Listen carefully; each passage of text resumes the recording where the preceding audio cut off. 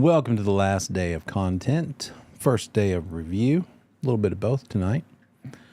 Then we'll do some on Saturday, and it'll all be recorded. Then we'll do some more next Wednesday. And hopefully along the way you've taken or will have taken the practice final. And make note of the things that give you trouble so we can talk about them. And we'll do so.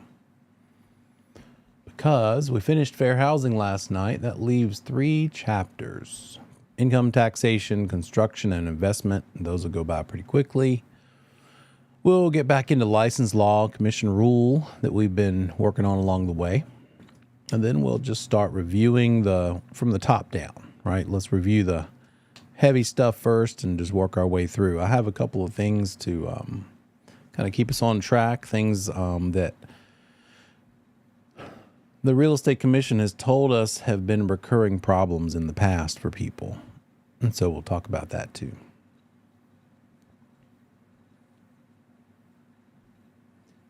There we go. Start with income taxation.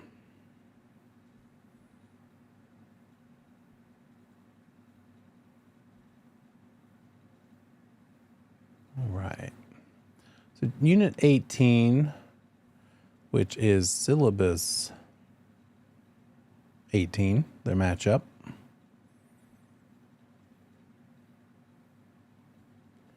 And here we go. Not a lot here, just a little bit of a chapter. And mainly we're going to talk about tax deductions, capital gains, and how to calculate your capital gain or your loss. And the main thing is, guess what? When the client asks us about their tax implications surrounding their real estate, what do we say to them? Hey, I'm wondering about my capital gains, or what does this do to what about tax deductible items with regard to my real estate? What's our answer to them?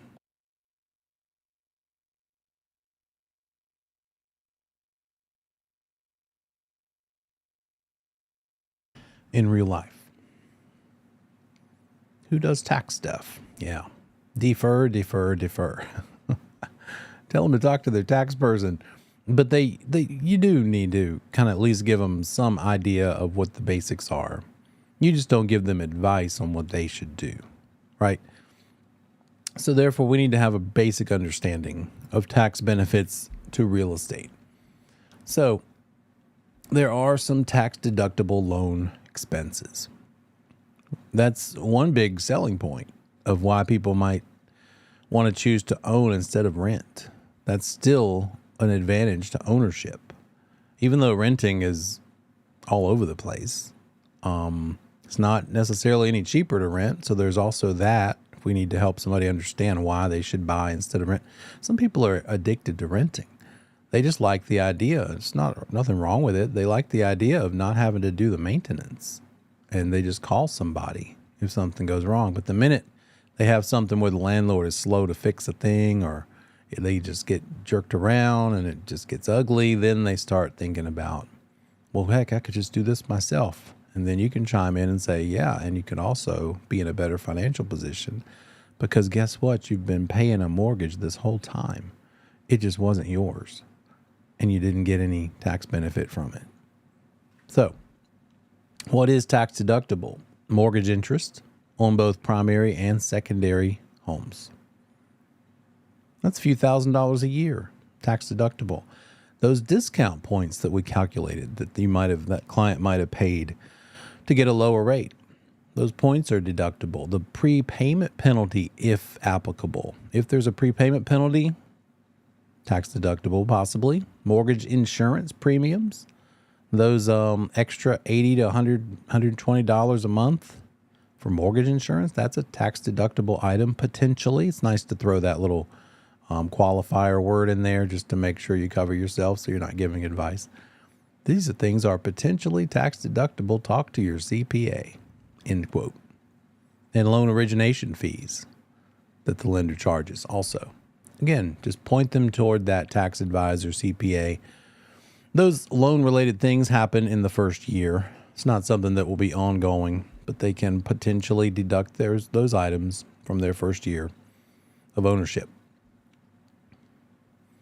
Real property taxes that are paid are deductible in the year that they are paid. And that includes both principal and second home if there is one. So between the mortgage interest and the property taxes, pretty decent amount of savings there. You're going to see a recurring theme here, right? Call your tax advisor. They always like to talk about capital gain because there's some confusion. The old rules no longer apply. And that had to do with age and blah, blah, blah. And I had somebody ask me about that a couple of years ago, and he just had it all old. He was going off all the old stuff. And he said, well, isn't it this? And I'm like, not anymore. Now it's this. So let's talk about what it is now. What am I even talking about with capital gains? What if you own a property for, let's just say, I don't know, just pick from air, 2 out of the last 5 years, because that's the rule. If you own the property for 2 of the last 5 years, and let's say you bought it, and between what you paid for it and any sort of closing costs and brokerage commissions, you were all in for $100,000. And 5 years later, because of this crazy market, it's now worth $600,000. We're just work with me here. From $100,000 to $600,000. Now we'll get into some details later, but just on the surface right there, how much is that between value when you bought it, what you paid for it versus what you sold it for? $500,000. Are you married? If you're not married, then guess what? You're paying capital gains tax on $250,000. How much is that going to be? Well, it depends. In this case, it's a long-term capital gain because it's more than 12 months that you owned it. In which case, it's going to be, let's just go with this for this class right now, but at most 20%. Whatever 20% of $250,000 is. What is that? Well, 10% of $250,000 is $2,500 if we move a zero. So double that is 5,000. Is that right? 250,000 times 20%. If we add some zeros, move them around a little bit, $50,000. Does that sound right? So wouldn't it be nice if we could avoid paying that? Well, I have a solution.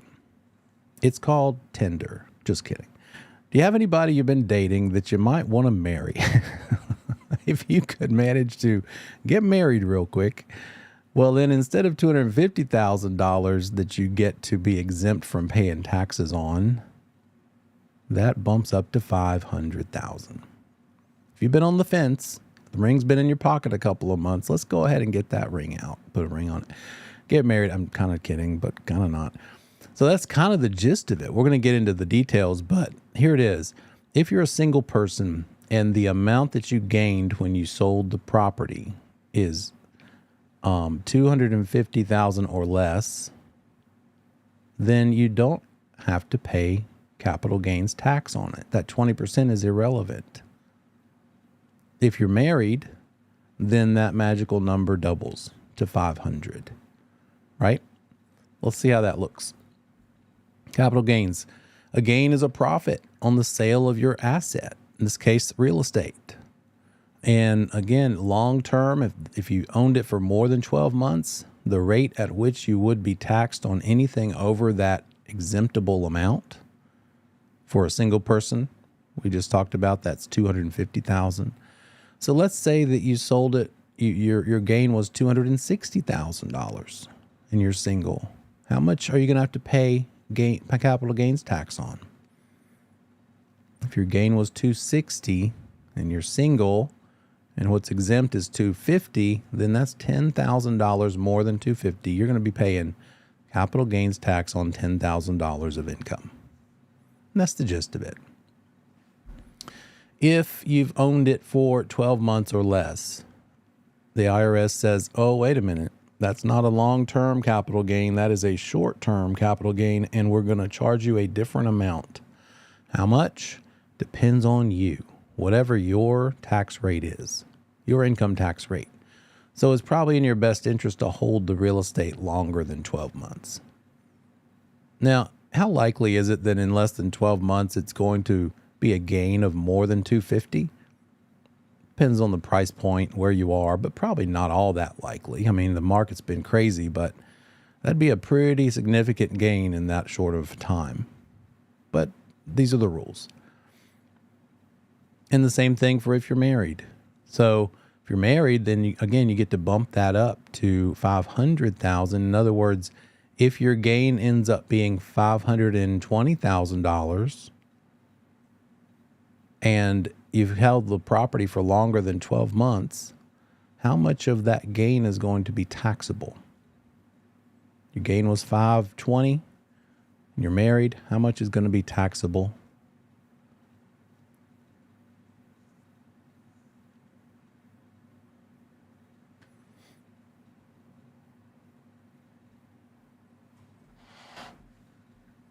You got it. $20,000. So your gain is calculated, and we'll get to that in a minute, as $520,000. You have an exemption since you're married of $500,000.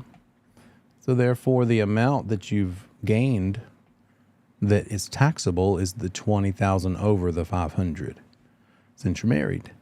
Now, here's the next thing. You've owned it for, let's say, 3 years. Well, now, how much are you going to be taxed on that $20,000? What's the rate going to be? It's going to be a long-term capital gain, and we'll say 20%. It'll be the rate. So 20% of this $20,000 is what you would have to pay in taxes for that gain. If it's a short term, it's just going to depend on your income tax bracket. Now, it's not as simple as, I bought it for $100 and I sold it for $500. Let's look at what it really means. Of course, it's got to be more complicated than that. So let's see something called an adjusted basis. Here's how we calculate it. You take what you paid for it, whenever that was, your original purchase price when you bought it. You add to that amount you paid whatever you might have also paid for closing costs.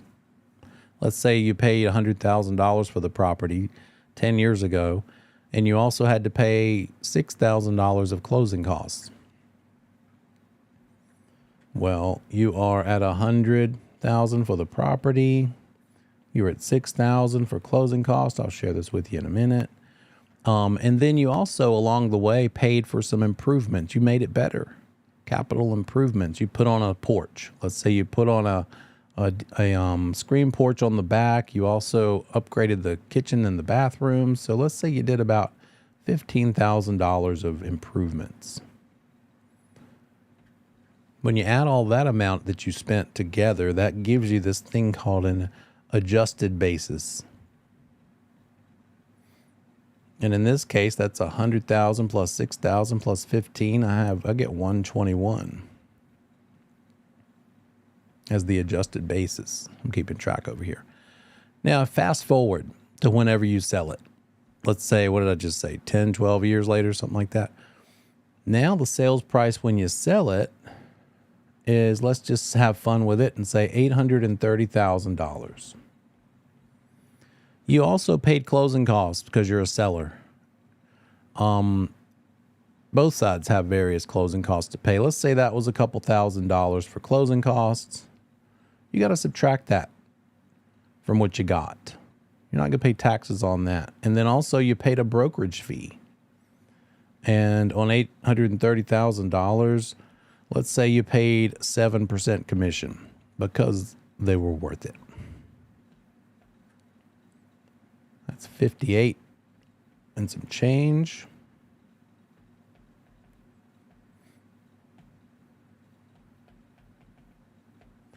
And so that gives us $769,900, which is our amount realized. When we take that amount realized that we ended up with after selling it and subtract from it what we had to pay to buy it, that results in a gain or maybe a loss, depending on the market and the situation. So in our little example, it might look like this in this bad writing. Our adjusted basis ended up being 121 because we paid 100. We also had to pay some closing costs, and we paid for some improvements along the way, $121,000. Fast forward, we sold it for $830. We paid closing costs. We paid a brokerage commission. We ended up getting $769.9 in our pocket. If we subtract that $769.9, take the 121 from it, then our capital gain in this case is $648,900. How much are we going to have to pay in taxes on this?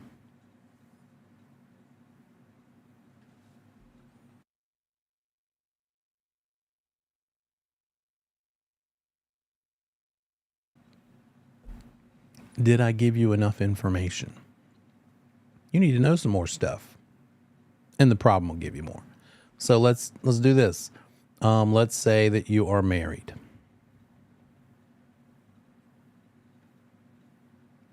And I think we already said that you've owned it for 10 years. Now, part of this is that you have to have been the owner for 2 of the previous 5 years. So that's true too. And your total has been 10. So given the numbers we just learned, what's going to be your tax responsibility in this scenario? Are you paying, what's your percentage that you're paying? You've owned it for 10 years. Is this a long-term or a short-term capital gain?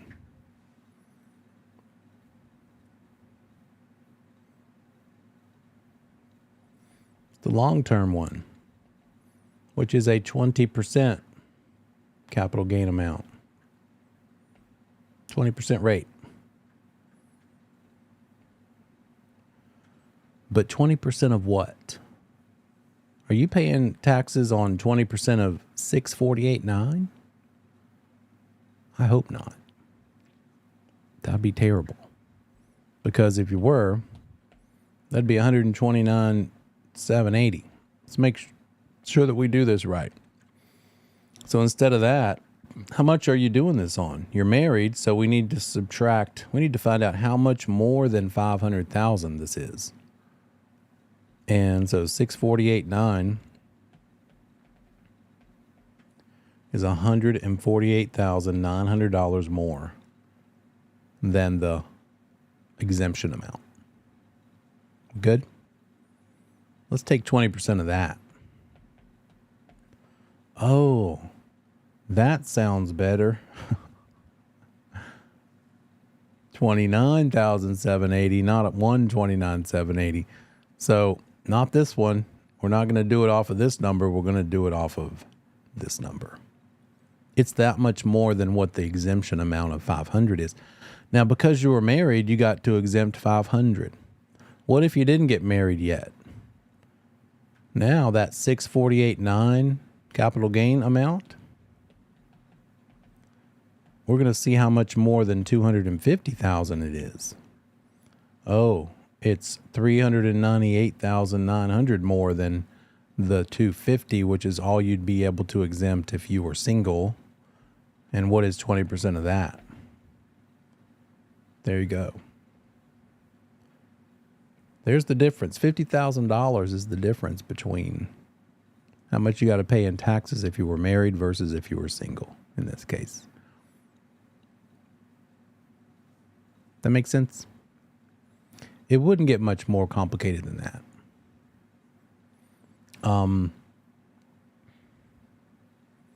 But just notice the adjusted basis calculation is the original purchase price plus the closing cost you paid plus the improvements. The amount realized is the amount you sold it for at the end. Subtract out the closing costs, subtract out the brokerage commission, and the difference between those two is the gain or maybe the loss. And if it's a gain, next question is the person married or not? Because if they're married, it's $500,000 that they get to exempt. Let's change this up a little bit. What if instead of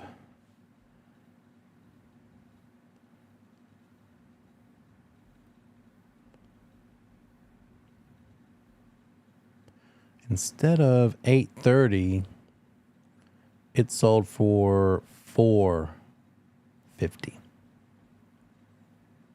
Let's just say everything else is the same. Sold for 450.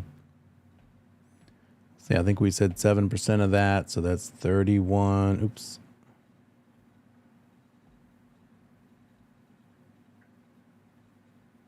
That's 31,000 in commission. We'll just keep the same 2,000 for closing costs. We're going to subtract both of those things.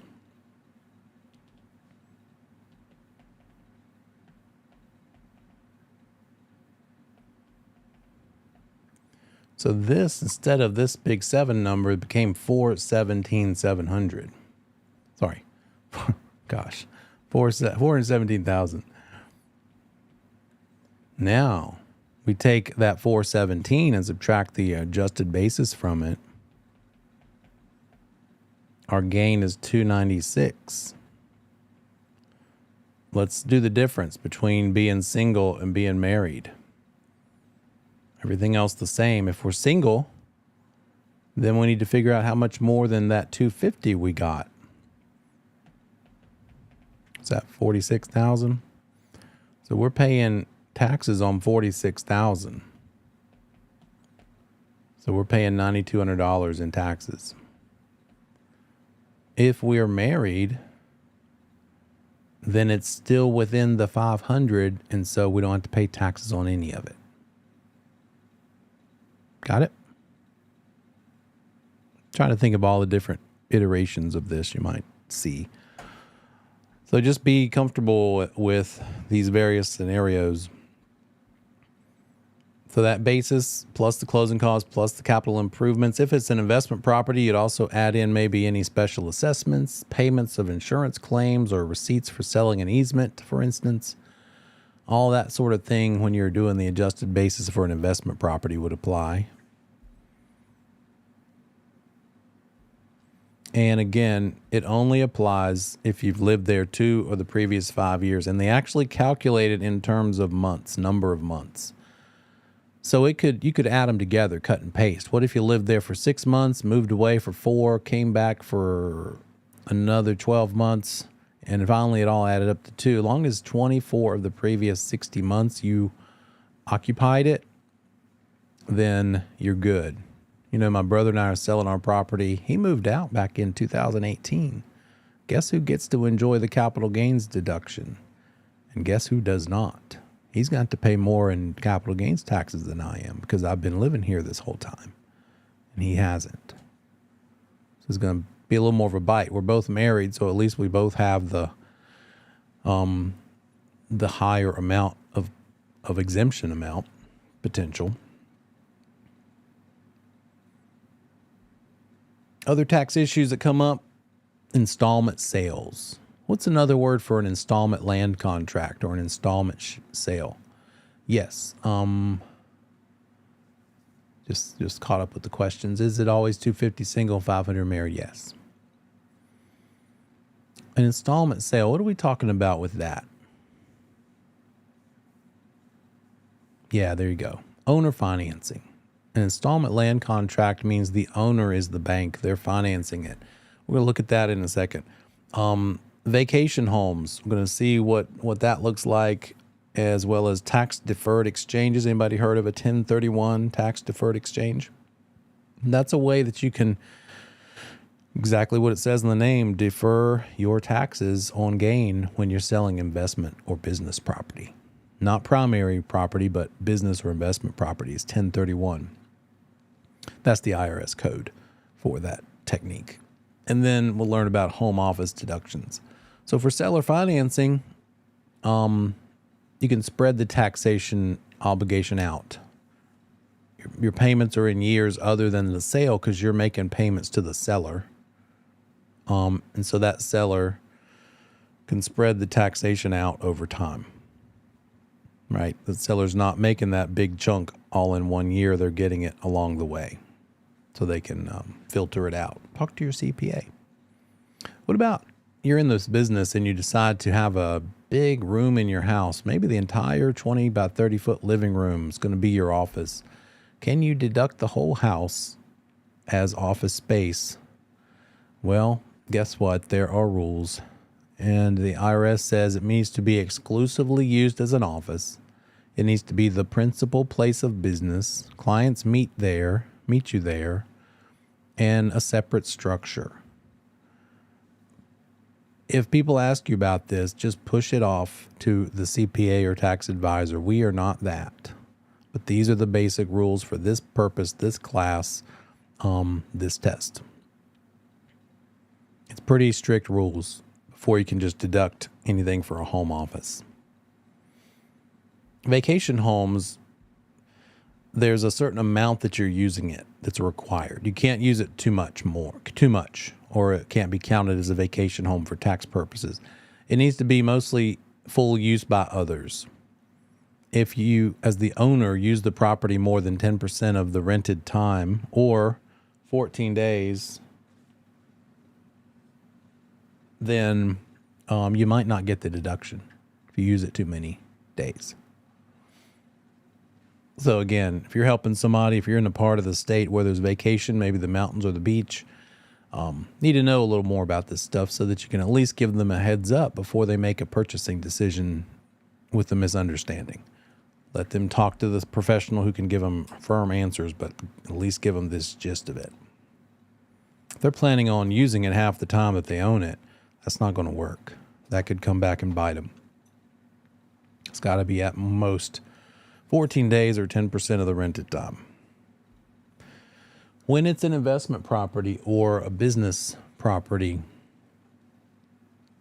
and you're selling it, the money you make when you sell it, you could avoid paying taxes on that legally. Could legally avoid that by setting it up in a certain way where it's not considered a sale, but instead it's considered an exchange. Now, that doesn't mean you're having to find a buyer who has a property that you want to trade for. That'd be next to impossible, right? To find that buyer who has what you want and who also wants what you've got, and you're just swapping them. That's not what we're talking about. It'd almost be impossible to do that. An exchange is classified as something that takes place within a certain time period. And like-kind exchange just means real estate for real estate. In other words, you can't, thank you. You can't trade your $250,000 1959 Gibson Les Paul, true story. I don't have one, but they exist, for a piece of real estate and defer the taxes on it. It'd have to be real estate for real estate. So it's got to be like kind real estate of some sort. Must be an actual exchange. And what's happening, it's not a tax-free exchange. Sometimes you hear the phrase 1031 tax-free exchange. It's a tax-deferred exchange. You can just keep putting it off and then die and never have paid the taxes. Congratulations, you got away with it. So you could keep exchanging up. Maybe you start with a single family home, and after a couple of years, you exchange that for a triplex. And after a couple of years, you exchange that up for a little apartment building, and then a bigger apartment building, and then maybe a commercial office building, and then maybe a bigger one of those, and on, right? What if the thing you exchange into is worth more than the thing you're giving up? Well, then you have money left over, and it's called boot. Money left over when you do an exchange, like change, like leftover money, is now taxable as capital gains. So you would have to pay taxes on that boot if you ended up buying something or exchanging into something that's worth less than what you already had, what you started with. The way it's set up, the way you have to do it, you need an actual 1031 facilitator. That's not us. Our role in it is the real estate portion, but the 1031 specialist is the one that's going to help that client with their timeline and handle the tax side of things. And it's something like, I don't remember off the top of my head because I haven't done one in a bit, but I believe it's some amount of days that you have to identify the property you want to exchange for, and then some other amount of days that you have to actually pull it off. Like you got to identify the property within some X days, and then you have to actually close on it within 180 days or something like that. Don't quote me on the days. You don't have to know about that part.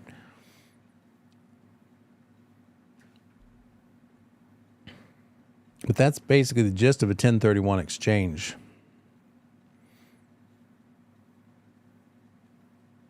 This, the capital gains calculation, just remember that. Let's do one more of those, and then we're done with this particular little baby chapter.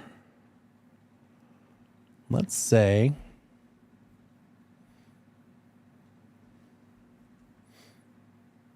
bought the property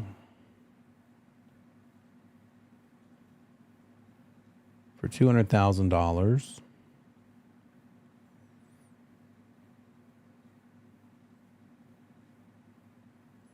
Paid $7,000 in closing costs.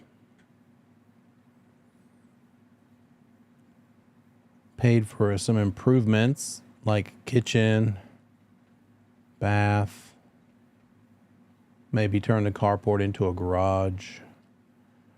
And that was, let's say, $17,000. And then fast forward, you sold it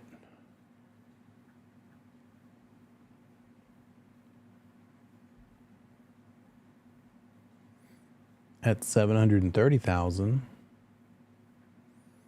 You paid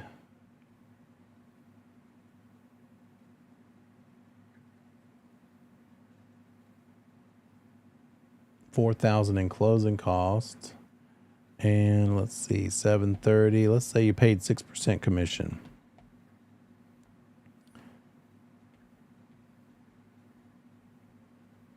That's $43,800.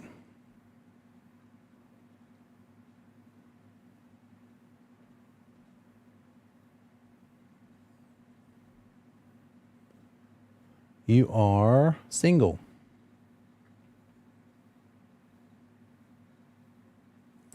And you've owned it for 4 years.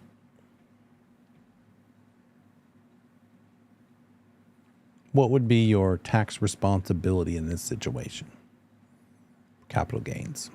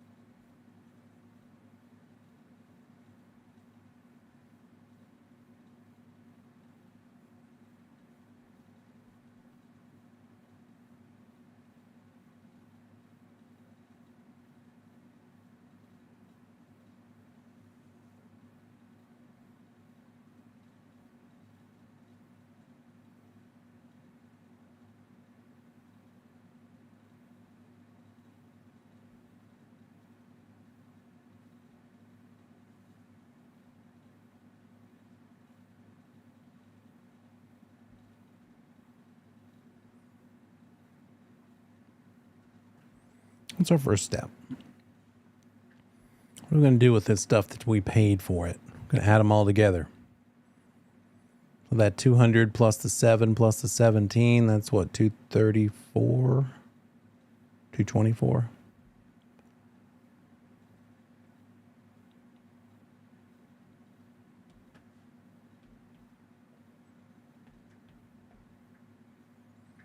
And that's our adjusted basis.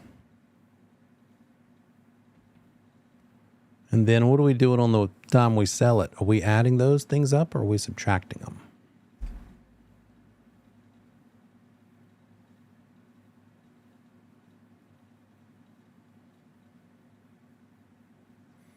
when we're selling it, we're going to take that sold price of $730. We're going to subtract what we paid for closing costs, and we're going to subtract what we paid for commission.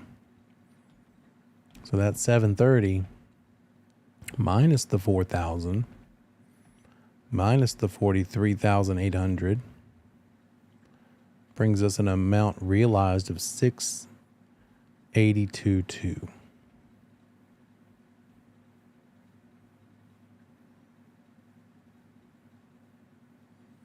So we're going to take our $682,200, subtract out our $224 from it.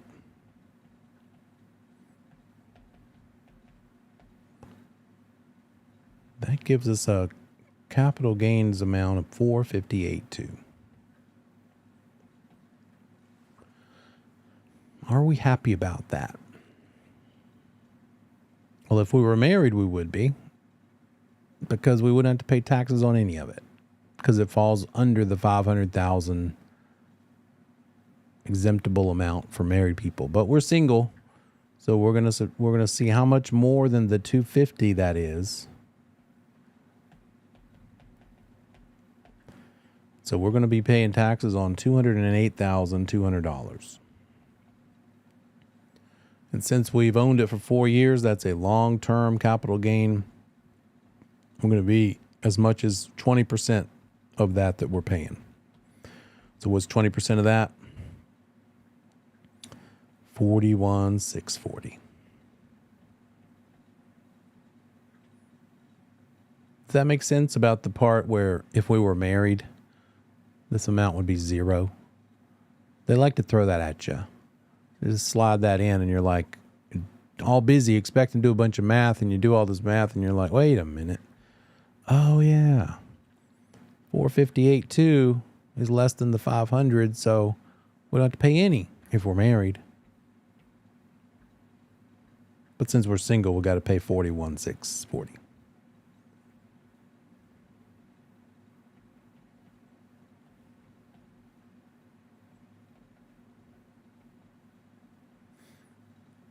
Got it? Good job.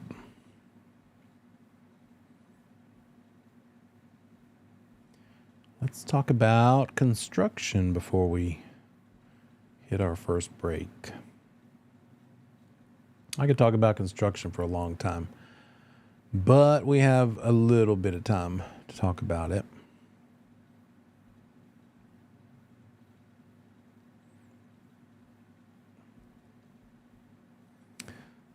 It's one of those things where when you are set loose out there to start selling and need to learn the inventory, you could even do that now.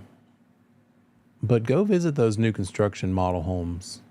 Go talk to those on-site agents and ask them if you can walk through some of the partially completed ones. They might insist that they join you. There might be some liability things here and there, but a lot of times you can just walk through them. But I wouldn't do that unless I checked in with them. Have you ever walked through a home under construction? So you can see the walls before they have the insulation, before they have the sheetrock and the electric and the plumbing and all that good stuff. We're going to talk about how all those bones go together. Oh, that's good. Good idea. Parade of Homes event.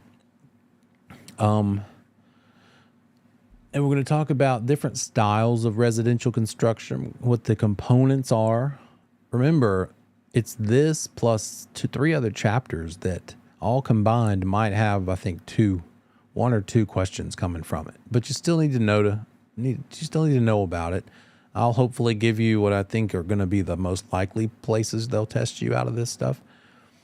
I'm going to look at building codes and how that works and what the minimum standards are for a HUD requirements, and what it means to have a contractor's license.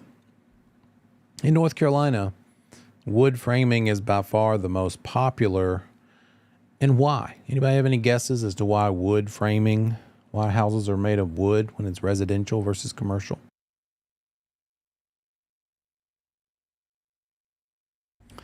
Well, unless we're talking about 3 years ago, it's typically cheaper, right? We had that little anomaly period where a 2x4 cost $18,000, but for the most part, it's cheaper, it's flexible, It's easy to insulate, takes less time to build. In commercial construction, they typically, a lot of times, use metal studs instead of wood studs. It's kind of a whole different ball game. But residentially, we tend to see wood. What is this kind of house? What do we call this thing?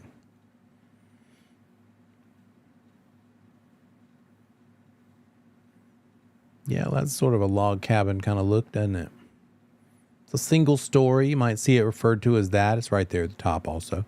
But we also have that word ranch. It has nothing to do with cows and horses. It means just one level, not two. Not a multi-level or a tri-level, but a ranch, single story, kind of all the same thing. Now, for all we know, it could be a modular or a mobile home for that matter, but we're not going there. Let's just say that it's a stick built. When the builder is putting one 2x4 to another one and building it one piece by piece like that, it's called stick built. So stick built versus modular versus mobile or manufactured. So let's talk about stick built for this chapter. We go up a little bit and there's a couple of rooms upstairs, maybe just a couple bedrooms and that's it. But most everything else is down. That's a story and a half or 1.5 story, or a lot of times the style of that house is what's called a Cape Cod, sort of this look.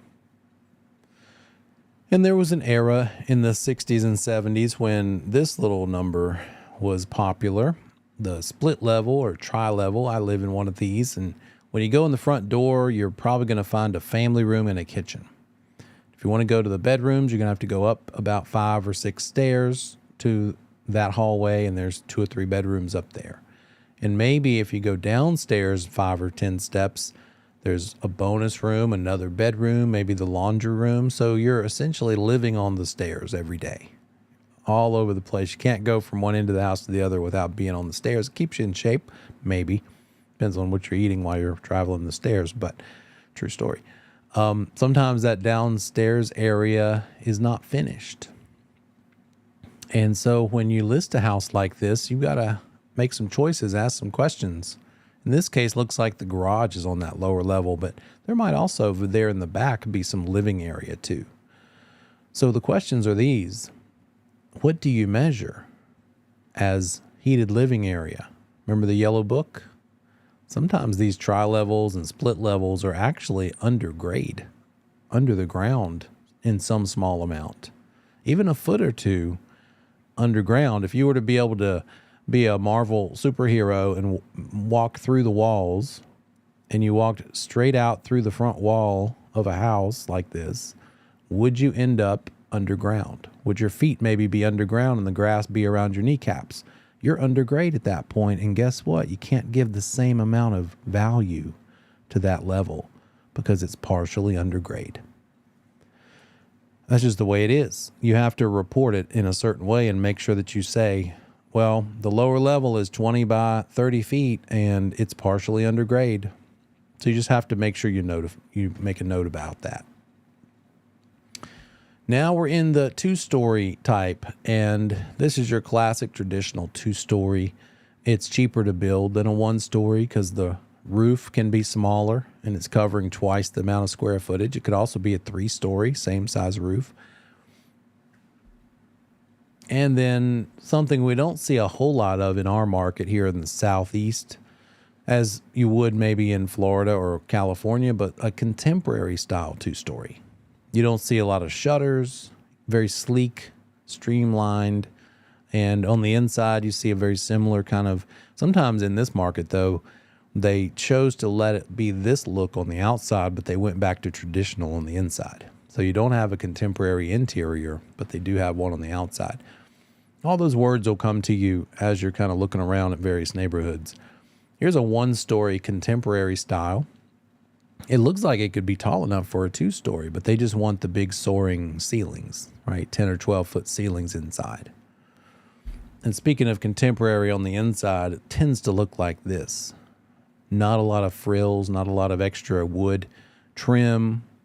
That's the fireplace with no mantle over it. I don't know where you put your stockings. It might not even have a hearth. Sometimes it goes straight to the floor. but it's just very clean looking.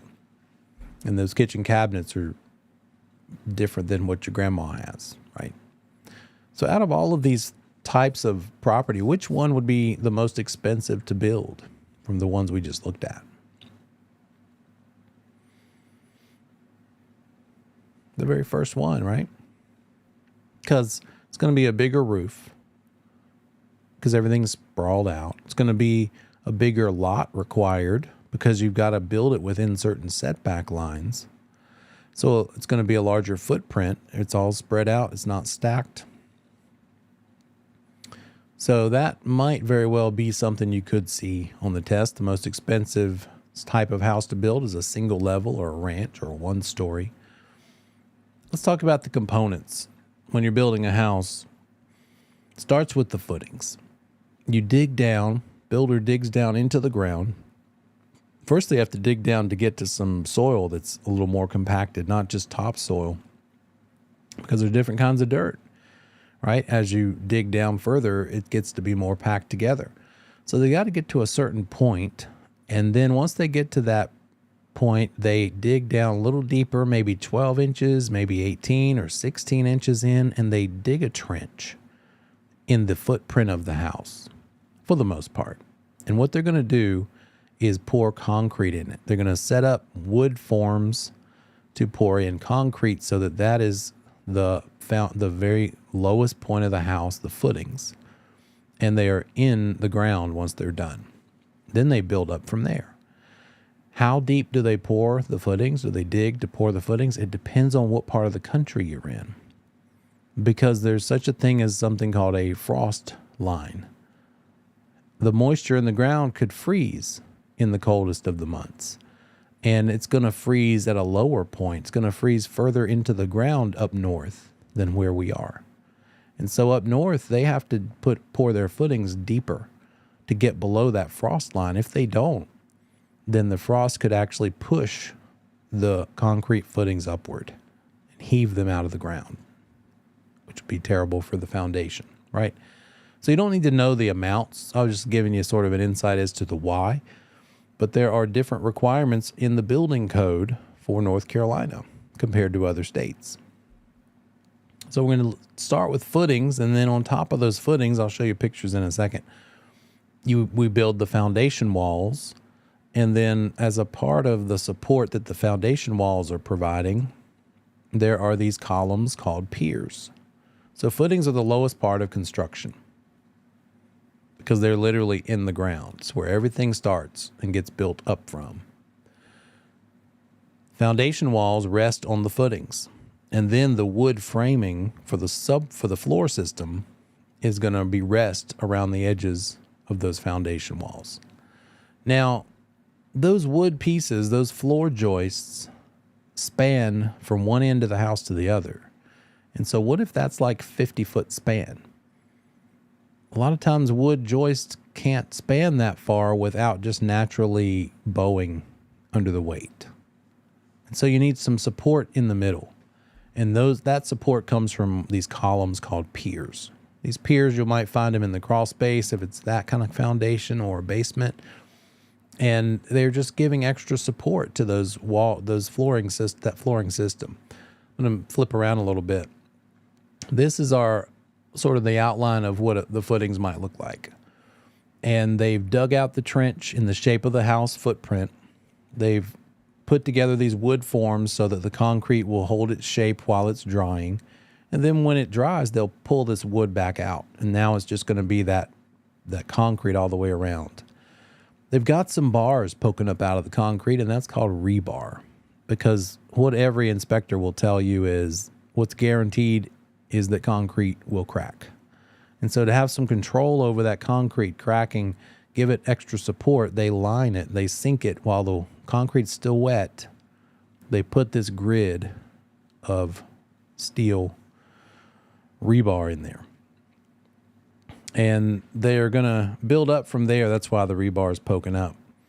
And so all of this space in the middle here, I don't think you can see my mouse moving, but all that part in the middle is just going to be in the crawl space. Hopefully they pick up all that wood debris, but they probably won't because they don't do that. And there, maybe you're lucky they might cover it with plastic, but that might be even worse because then it's going to be wet wood over time and termites are attracted to it. They're going to sniff it out. But it's just the way it goes. Whenever you build your own custom home, make sure you have somebody, if not yourself, check and clean this thing out before they start building. I mean, when they put in the wood flooring and start putting in floor joists, the offcuts are just going to fall down there. So unless somebody cleans that out of there, it's going to stay there. And I've seen some pretty well-eaten pieces of wood. You reach to pick it up and it just crumbles because the termites have already gotten to it. And hopefully they didn't start there and then jump over to the house itself. It's just a silly, avoidable thing, but it happens all the time. Now, we've poured our footings. Next thing is to put in the foundation wall. And that looks like this. So around the perimeter is the foundation wall, but you'll notice in the middle are these columns. Those are the piers. So when we run a piece of wood, the floor joist and the girders all the way across the expanse from one side of the house to the other, that middle support, that column, that pier is important. Now that pier, if done properly, oh boy, I've got puppies down here and they're causing problems. Lay down. That pier hopefully has its own footing. They hopefully dug a nice little square footing and built that column up from it. Sometimes you see some crazy stuff. On home inspections, I've got a home inspector Facebook friend, and he will post the things that they run across out in the field. And sometimes they decide, well, the floor is kind of sloped in this area, so let me get up under the house and add a pier, add a column. And sometimes they'll stack, well, I'll just show you. They'll stack cinder blocks in the wrong way.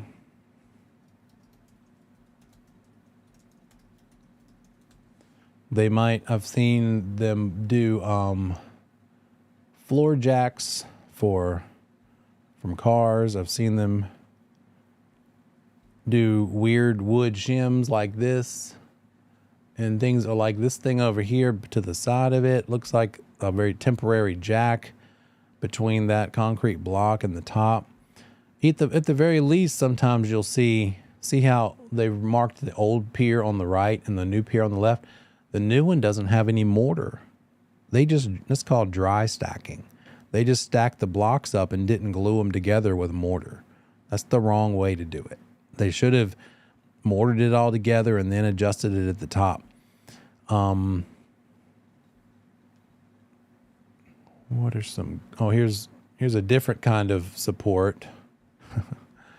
They have these cylindrical ones and then these metal ones up from it. Here's what you're trying to avoid that can happen in the crawl space all too easily. Moisture. In this case, just a straight up puddle.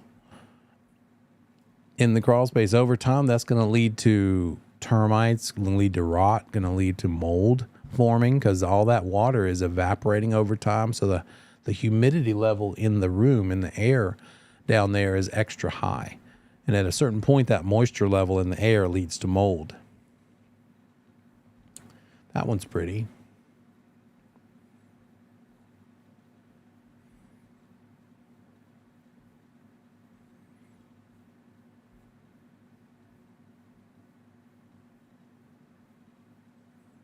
Here's another scary one. They've just haphazardly stacked all kinds of mess under there. And you just never know when it's a homeowner what they might do.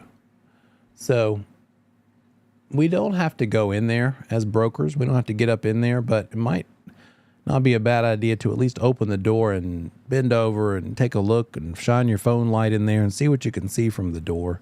See if there's a overall moisture kind of mildewy smell, and then maybe suggest that they have somebody get up under there and look around before you put it on the market.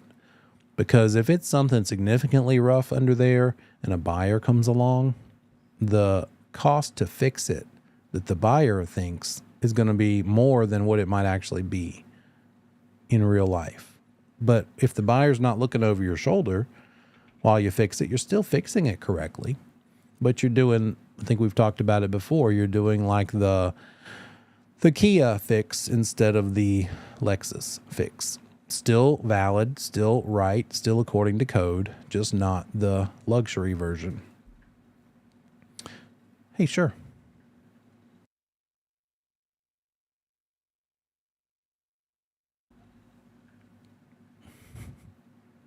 Yuck.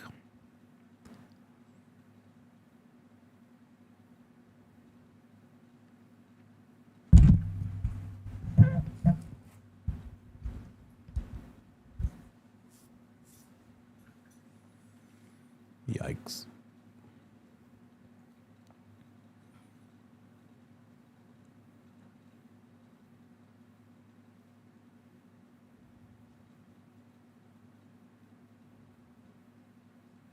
Wow.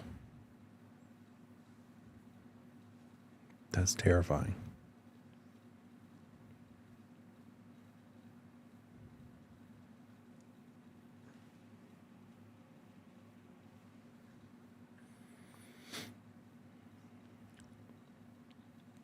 So, great question. There's a lot going on there, and we probably need to know more details of that specific case.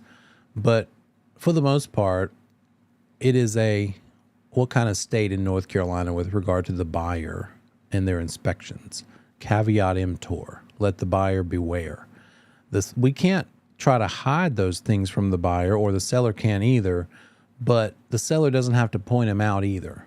We do. As the broker, if we know about it, we would need to, but we're not required to crawl up in the crawl space. So if all this stuff is in the crawl space, but like around the corner, and you couldn't just kind of look through the doorway and see it, then you'd probably be off the hook as a broker.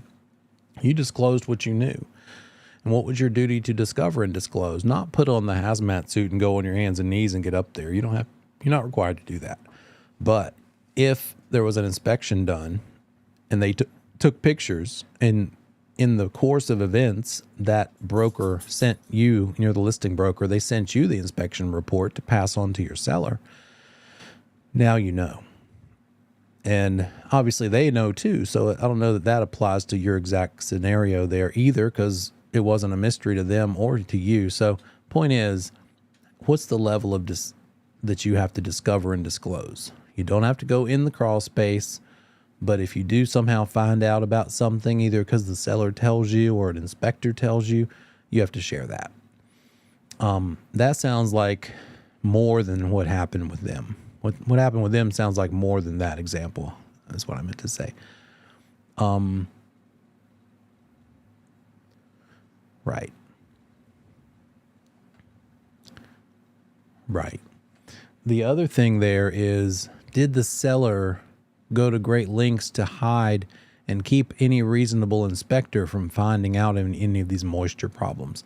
If that's true, then that seller could be liable and be potentially sued for what's called hiding latent defects, L-A-T-E-N-T, latent defects. That means they didn't give the buyer or their inspectors a fair chance at discovering the problem. It wasn't like they just sat back and said, go do your inspections and I'm just going to sit here quietly.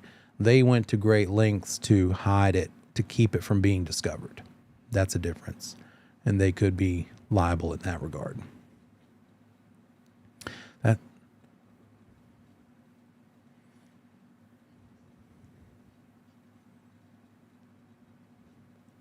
Which thing? What do you mean? No, not a survey. Surveyor's not going into the crawl space or into the house at all. They're just seeing where on the lot everything is situated and measuring how far from the sidelines and the back line, the front line, everything is. But as Corey says, the home inspector would be your person for that. Get a home inspection, and they're going to go up in the crawl space. And there's a couple of different kinds of inspections. You could have a straight up general home inspection. Tends to be $500, $600, $700, $800, depending on the size and the age and the accessibility of the crawl space. You could also have and it might be the same person, wood destroying insect inspection. And you should advise this from your client to your client that they get one.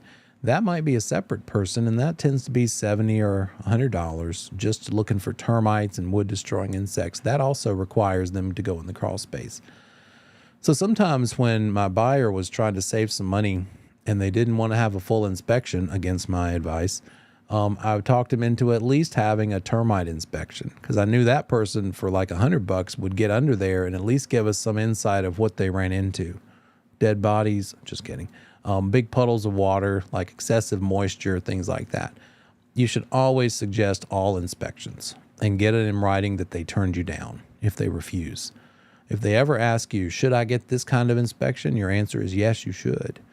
And then they might say, well, I don't want to spend the money. Okay, well then sign here so that I have it on record that I told you you should, because next year or 2 years from now or 5 years from now, when it comes back to bite you, you won't come to me to help you pay for it.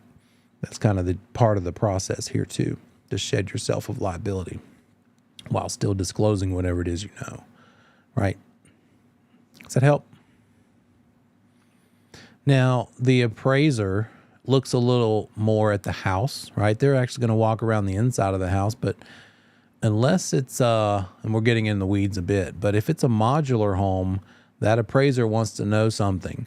They want to know, is this what's called an off-frame or an on-frame modular? And so they will look in the crawl space to determine that.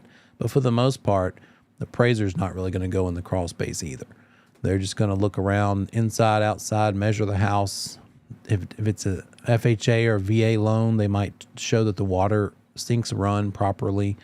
They'll show the water running. They'll do a little more inspection-y kind of things. But usually for an exhaustive look, you want an inspector to get up under there. Oh, we're past the break. We'll come back and talk some more in 10 minutes.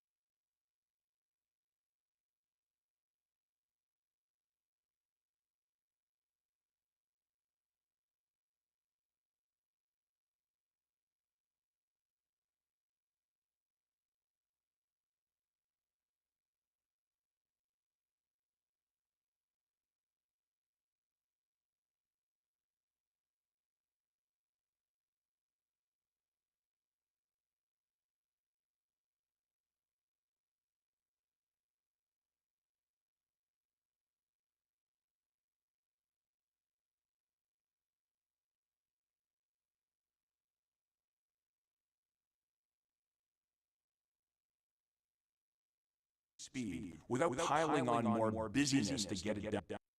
If you are nervous and worried about multiple threats to your income and about a fast developing real estate market crash and recession, you should be. You are right.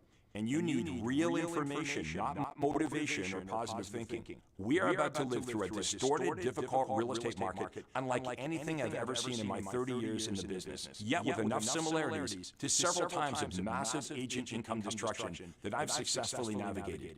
That I know exactly what's coming and exactly what agents must do about it. Frankly, hardly anyone else will tell you the truth about this. Even the few who know. I'm going to tell you about the liars and charlatans and vultures surrounding you in a minute. But first, I want to tell you up front that I've worked with my top coaches to prepare a special, new, personal private diagnostic and prescriptive coaching call addressing the crushing challenge racing towards real estate agents. And if you qualify, I'm going to offer that call to you entirely free of charge or obligation. Now, why would I do that? Not for the reason you think. Let me explain. I've set aside 19 time slots over the next 45 days for free consultation calls for agents that are not already working with me. So if what I have to say in the next 15 minutes does interest you, it will be essential that you act immediately to arrange your confidential call. You have nothing to lose by staying with me here for the next 15 minutes. But I promise you, there's a lot to lose by not hearing what I have to say. You may immediately think, hey, the last thing I want to do is suffer through a sales pitch from a fake coach on the phone. And I don't blame you. I will not subject you to that. And you may very well change your mind about being one of the 19 agents to get on this call in just a few short minutes.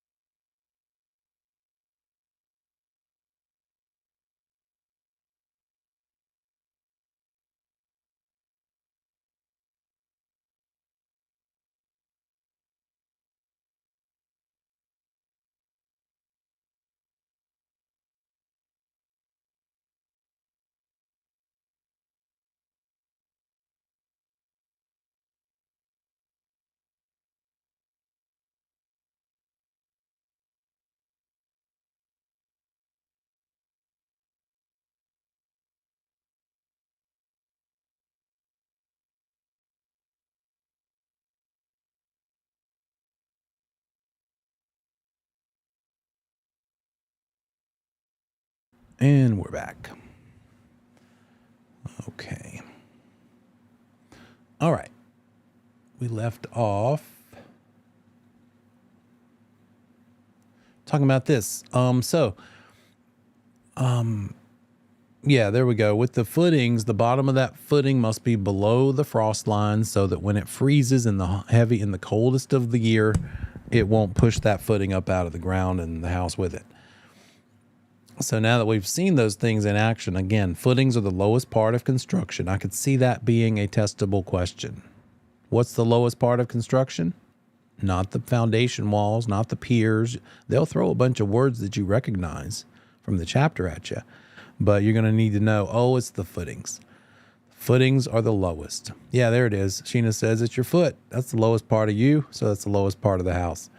Now, they might throw a little wrinkle on that and say, what's the lowest part of the wood framing? And if they ask you that, as we'll see in a minute, the word for that is the sill, S-I-L-L. The sill is the lowest part of the wood framing, but the lowest part of the house itself is that footing. Now here we are, we're coming on up. And again, that's the perimeter foundation wall. Looks like they got a bunch of messy dirt piles in there that they might just be leaving. Hopefully they'll throw it out. Maybe they're burying all the little wood chunks with it. I don't know. And then those columns in the middle are the piers. There's our piers. There's our foundation wall. There's the footings that the foundation walls are on. And then you see these little vents in the wall there, those little rectangles. You've seen those in houses too. And that's because that crawl space is not conditioned air, right? That's not part of your interior house airspace. And so it's going to have various levels of moisture in the air over the seasons. And so a lot of times in certain parts of the year, people will open the vents, and sometimes they'll close the vents because they want to keep it warm in the winter, but then they need to open them in the summer to get the airflow and keep the moisture level at a certain point. It might be that the crawl space is in a lower spot on the lot, and so moisture is just kind of drawn into it, and it just sort of has a certain level of moisture, in which case they can get a certain kind of vent instead of this plain vent with a screen on it. It'll be a powered one that will automatically turn on a fan that's built into it when it hits a certain humidity level. So there's all kinds of ways to remediate moisture in a crawl space. Speaking of crawl space, that's one of the three basic kinds of foundations. Crawl space means you're crawling to get around in there, hands and knees. Basement means you can walk around in there. It might be a really nice basement. And if you didn't know better, you'd think it was on the main level of the house. That's how nice it could be. Or it could look like Silence of the Lambs and some sort of horror story. Scary basement with must and mildew. And so those are both sort of like the same thing, just the difference is being the height, right? The difference between a crawl space and a basement could just be the ceiling height. But you'll notice this particular basement on the right has a nice concrete floor. A crawl space tends to be a dirt floor. And if you're smart, you'll put the plastic down, at least 6 millimeter plastic you can get from Lowe's or have somebody do it, across most, if not at least 80% coverage of that crawl space area. It keeps the dirt from evaporating moisture up from the dirt into the wood flooring system and the insulation above. So it kind of helps cut down on that humidity that's rising up and maybe soaking into the wood fibers. So we got a crawl space, we've got a basement, and we also have the option that a builder loves to build because it's the cheapest thing to build, of a slab. A slab is just sort of like what you have in your garage. Your garage floor is a slab floor. And the slab could also just be the entire house. So they would build, they would flatten out the lot and then grade it to a nice flat level, and then pour concrete to build the house on. And it might look something like this.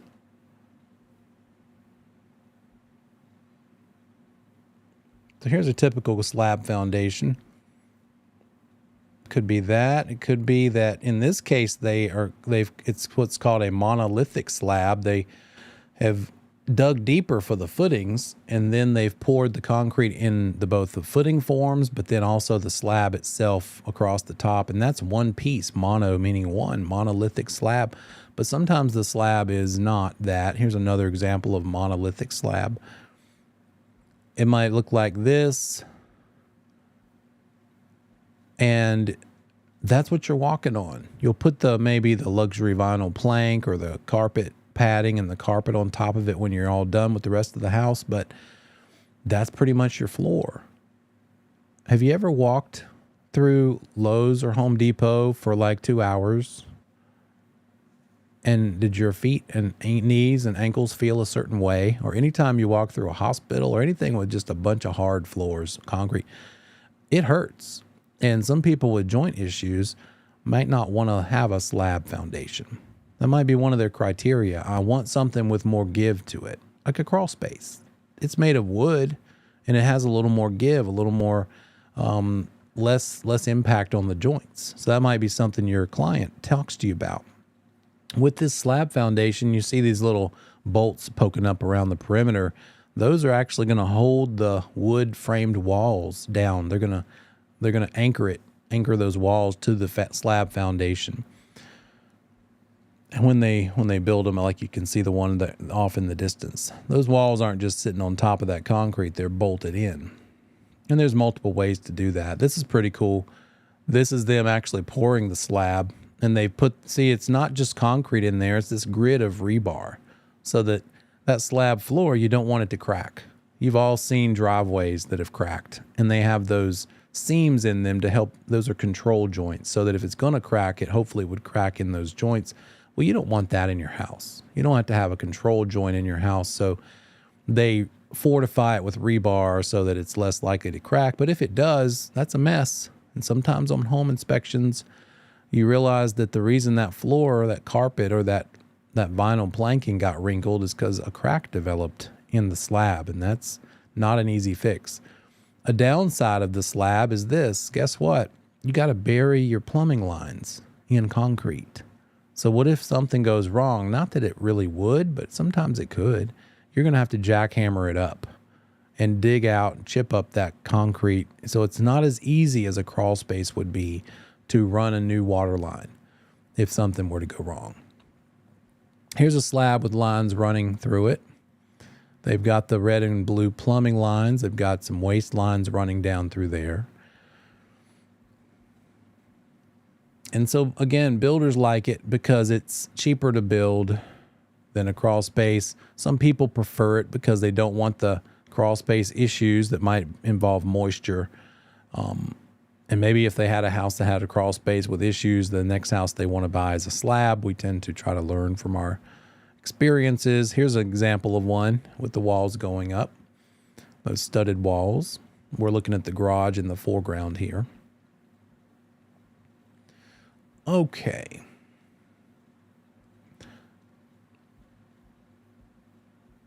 And there's a similar cross section of what we saw before, a combination of both the footing and the slab itself in this case.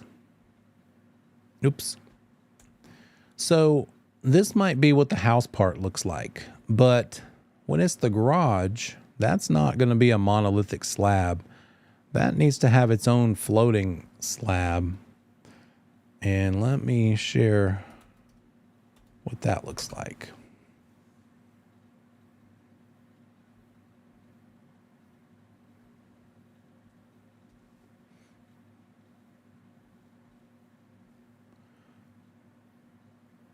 With a garage, they build the foundation. They, here's one. And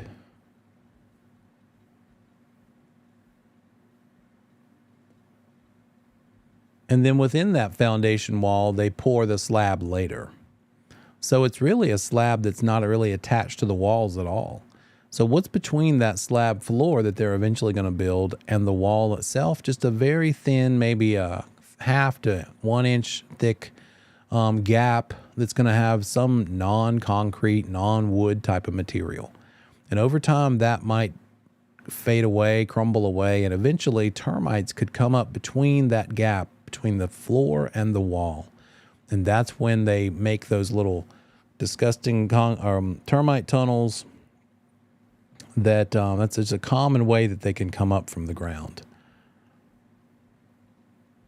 And it looks like this. Well, that's why the termite inspector likes to look in the garage, because it's so common. And really, this is a classic case right there. You can see the garage floor at the bottom. There's a gap between it and the wall, and those little suckers like to crawl up through that gap. They can tell there's wood, there's water and wood, right? Especially if it's moist wood. That's now food and drink for them. And they make these little mud tunnels and they make their way up to the walls. And once they get into the walls, you got to find how far up they went. And the exploratory surgery might be that in the sheetrock wall, you've got to maybe poke a little hole, not us, but an inspector, poke a hole about 2 feet up and see if they made it up that far. And if they did, keep on going, try it 5 feet and go a little further. Sometimes they make it all the way up to the attic. And so you got to get to the bottom of just how extensive that wood damage is. And it might be something like that, where the wood is just barely hanging on. Here's another one. Over time, they really make an impact. And now you're losing structural integrity. Here's another one. Here's a ceiling joist, here's ceiling truss. I can tell because of this metal plate that holds it together. And over time, those guys have just really destroyed that structural integrity of that lowermost part. You're going to sleep well tonight. Termite attacks.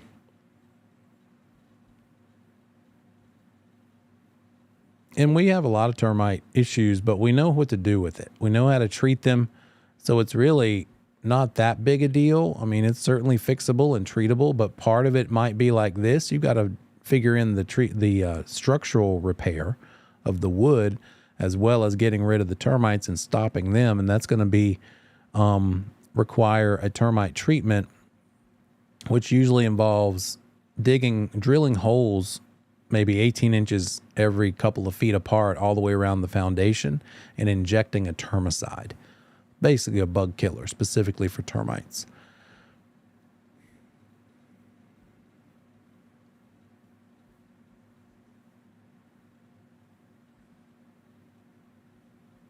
And that's where we are here. So when you build new construction, it is in the building code that builder has to treat for termites that last the first year.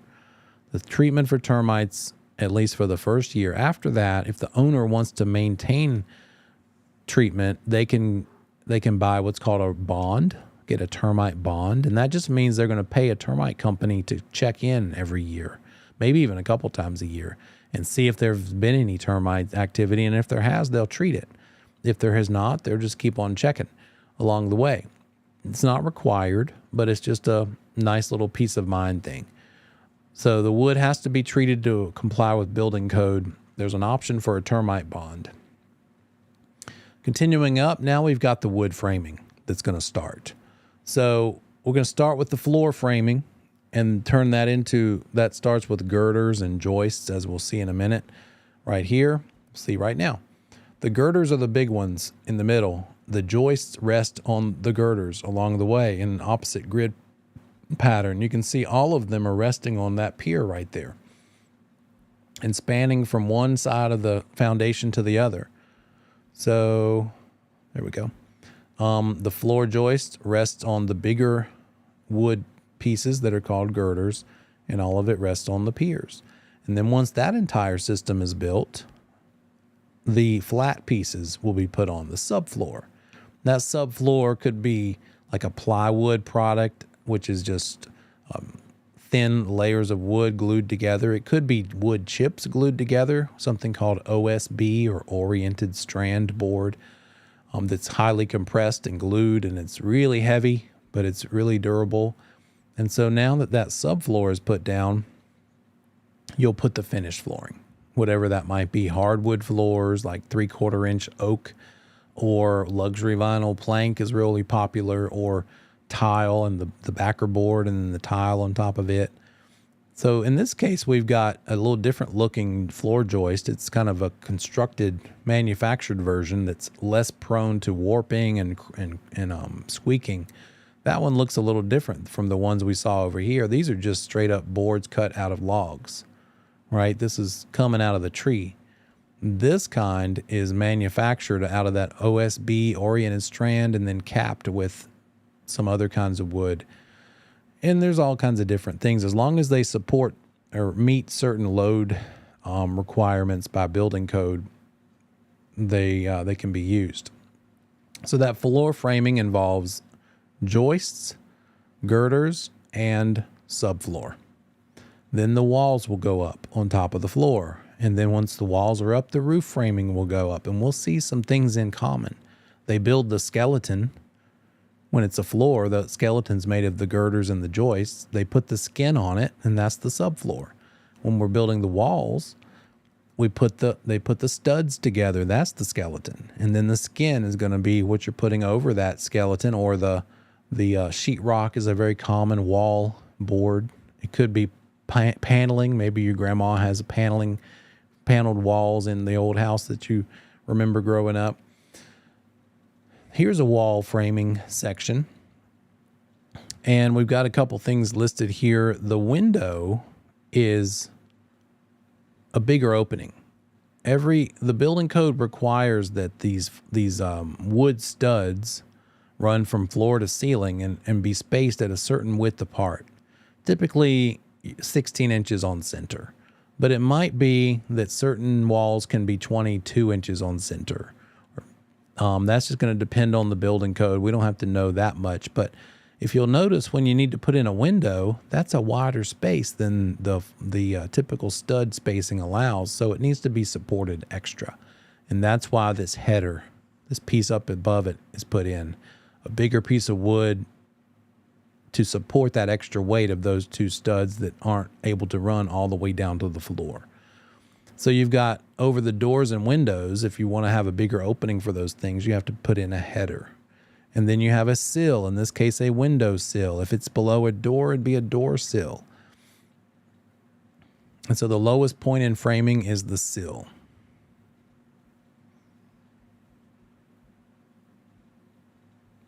So there's our header.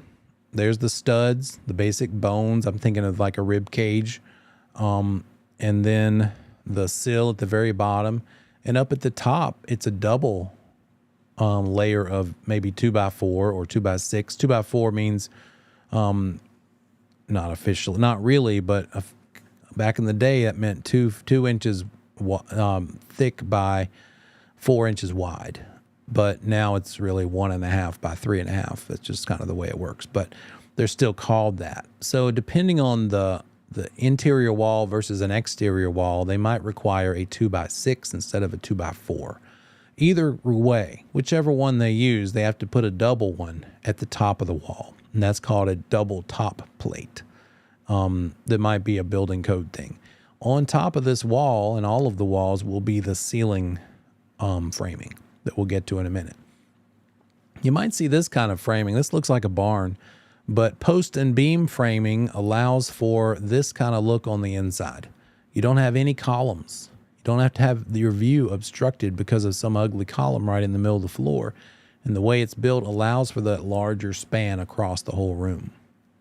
Open spaces without interior supports.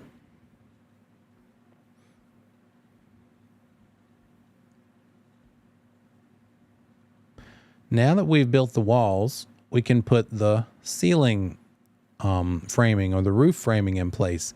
And so there's our double top plate from the wall. Hopefully you can see kind of in between those two arrows. And then there's the bottom part of the ceiling or the roof framing, and that's the ceiling joist. That ceiling joist is what you're gonna attach the ceiling wall frame, the wall boards to, probably sheetrock. And then you've got the angled pieces called rafters. So ceiling joists are what you see when you're standing in the room looking up before they put the sheetrock up. Then rafters are the angles. They go all the way up to this testable question. What's the topmost part of a house? The highest part of a house is the ridge board. The ridge board's where all those angled rafters meet in the middle, all the way along. And have you ever seen somebody framing a house, that crew of guys framing a house, and seen the guy who walks across the top of the ridge board with no hands? It's like anti-gravity. It's crazy. They're really talented when they're so used to walking around up there. So the highest part of wood framing construction is the ridge board. Remember that one. The lowest part of wood framing construction is the sill. And the lowest part of the house, period, is the footing. Rafters meet the walls, the vertical walls. Here's a cross section. We've got that roofing, and we're seeing where it meets the wall. And so the part where we would expect to install a gutter, that little vertical piece is called the fascia. If the house has gutters, you don't see the fascia because that's what the gutters are screwed into. And it's just that little vertical piece where the ceiling comes all the way down. There's usually a drip edge, some sort of a metal flashing to keep water, moisture from going back up, coming off the roof shingles and going back into the house somehow. You might also see this, if you stand at the bottom next to the house and look straight up, the part that has little vent holes in it is the soffit. That's the soffit is this horizontal part that meets the wall, and then the frieze board, is the part that actually meets up with the wall between the soffit and the wall of the house. So fascia, soffit, and frieze have those definitions as level 1. All of this construction chapter is all level 1 definition knowledge. Here's building that wall some more. We've built the bones, put in the studs, and now we're on the outside putting some form of sheathing. We saw when we built the floor piece, and we built the floor joist, then we put the floor sheathing on there. We really call it subfloor, but we put wall sheathing on the sides. And that's got structural integrity as well. You might go through some neighborhoods of maybe lesser expensive homes, and you'll see only this kind on the corners, but in the middle, it's a black material. It's because that black material is basically sort of a cardboard kind of texture, and it's purely just to cover up the holes. It's not a structural thing. Better built houses have this kind of sheathing around the whole house, not the hole filler kind, but the structural kind like this. And this actually has little grooves in the edges, and they lock together so that it all sort of holds it together structurally. And then from the side here, we can see this little opening has the header over it. That's for either a door or a window. And on the front, on the far right, that off-colored version of wood, that's the big monster-sized header over the garage opening. And it's so big because the opening is so big. It's probably 20 feet across. And then the solid boards sort of toward the top of that photo, in between the upper and the lower stories, are the flooring system for the upstairs. So that sheathing goes up, and then whatever siding is of your choice. It might be brick, it might be vinyl, it could be hardy plank or some kind of wood siding. Let's talk about windows. Just a couple words to know. The grids in the windows, the words for those grids, the vertical piece is called a mullion, and the horizontal piece is called a muntin. Back in the day, those grids were on the outside of the glass. In this day and age, they tend to be positioned inside the glass, and most windows are insulated windows, and they are 2 panes of glass sandwiching this grid in the middle of them. And one common item that shows up on an inspection report, if the house is 10 years old or more, is that those panes of glass have leaked. Not in moisture, but they've let in some air. There's a vacuum when they're brand new, either a vacuum or a certain kind of gas that holds some R value, some insulation value. And over time, that could get broken and release that gas, release that vacuum, and cause condensation to form. You ever seen a window that's just foggy and you can't do anything about it? It's because the condensation is in between those panes of glass and you can't reach it. The only fix is there is a company that says they can reseal it, but it's probably better just to replace it altogether. And in the roof, again, we've built our bones, the rafters, and now the sheathing. There's roof sheathing too, and that sheathing for the roof is what the shingles are going to be nailed down to. It might be asphalt shingles like we're all used to seeing. It might be a tin roof, like a farmhouse kind of roof. That seems to be sort of a popular thing when you don't have a building code that doesn't allow it. And speaking of roofs, here's some various designs. Top left, most common that we see everywhere in this market, in this state, and that's a gable roof. And, you just have your two angled parts, and the part at the very end is the gable end. And the ridge is, of course, across the top. Then you have the one that looks kind of like a barn, sort of an extra panel involved, and so that's called a gambrel roof. So the next time you see a barn, think gambrel roof. Instead of this gable end, if we were to fold the roof down over that end, we would end up with this kind of a style called a hip roof. Sort of like a cap around on the whole house. And if it's maybe the lower level and you just want to have a roofed area over the front, like a front porch or back porch, you could just jut out an angled piece of roof, and that would be called a shed roof. That would require some supports like these columns. This looks like a sort of an English, British kind of a house. Might see it in South Charlotte, South Park area. Has some older neighborhoods that might have this look, and that's called a mansard roof. It has these windows that poke out from it, and these are called dormer windows on a mansard roof. And then anytime it's a flat roof, that's a little more complicated because flat roofs don't shed water too well. You got to make sure it's built properly. First of all, the waterproof. You don't want the water to get in there. And it also has to have a bit of a slope to it so that it can get that water controlled and run off. And so the word parapet that you see right there is talking about that little, it's like a half wall that's above the roof. If we were all standing on that roof, you would only see if I were standing on the roof, you would only be seeing me from like the knees up or maybe the waist up, because this parapet is a half wall that's built up there in order to hide the utility systems, like the heating and air conditioning system that might be up there. And it's ugly. You don't want to look at that. So especially on the front of the roof, you might have this half wall called a parapet that's hiding this thing. Any sort of duct work and air conditioning units that might be up there. So what's important about that first one? It's the most common style. The gable roof is the most common style. So this house has 3 of them, 3 gable ends on this house. If you were to build a roof that's really super steep, you could enjoy the privilege of a room. You could get extra room space up there.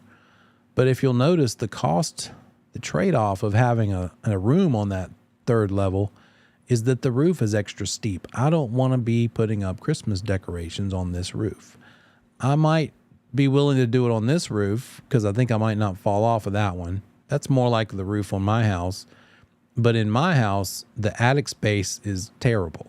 I have to be on my bottom, hands and knees at most if I want to crawl up there. Sometimes I have to get up there to check the air conditioning unit and make sure it's working properly. But this kind of roof is steeper, so it allows more headspace underneath. And the steepness of a roof is determined and categorized by the word pitch. What's the pitch of the roof? How far up does it go? For how many inches up compared to inches over? Goes up this much and over this much. So roof pitch is all about the steepness of that angle.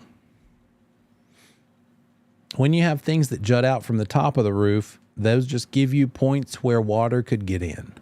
And this is a very bad example of how not to do it. Over time, this is not holding water in probably too well. They put this metal flashing, is what it's called, anywhere water might make an intrusion point.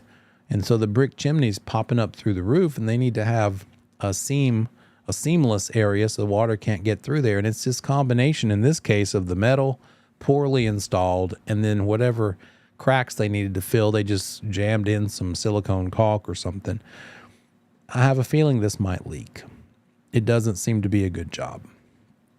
And this roof has other problems too. This valley in this roof, it seems to be collecting debris to the point where it's sprouting new growth. So they got a little mini tree on their roof. That's not good.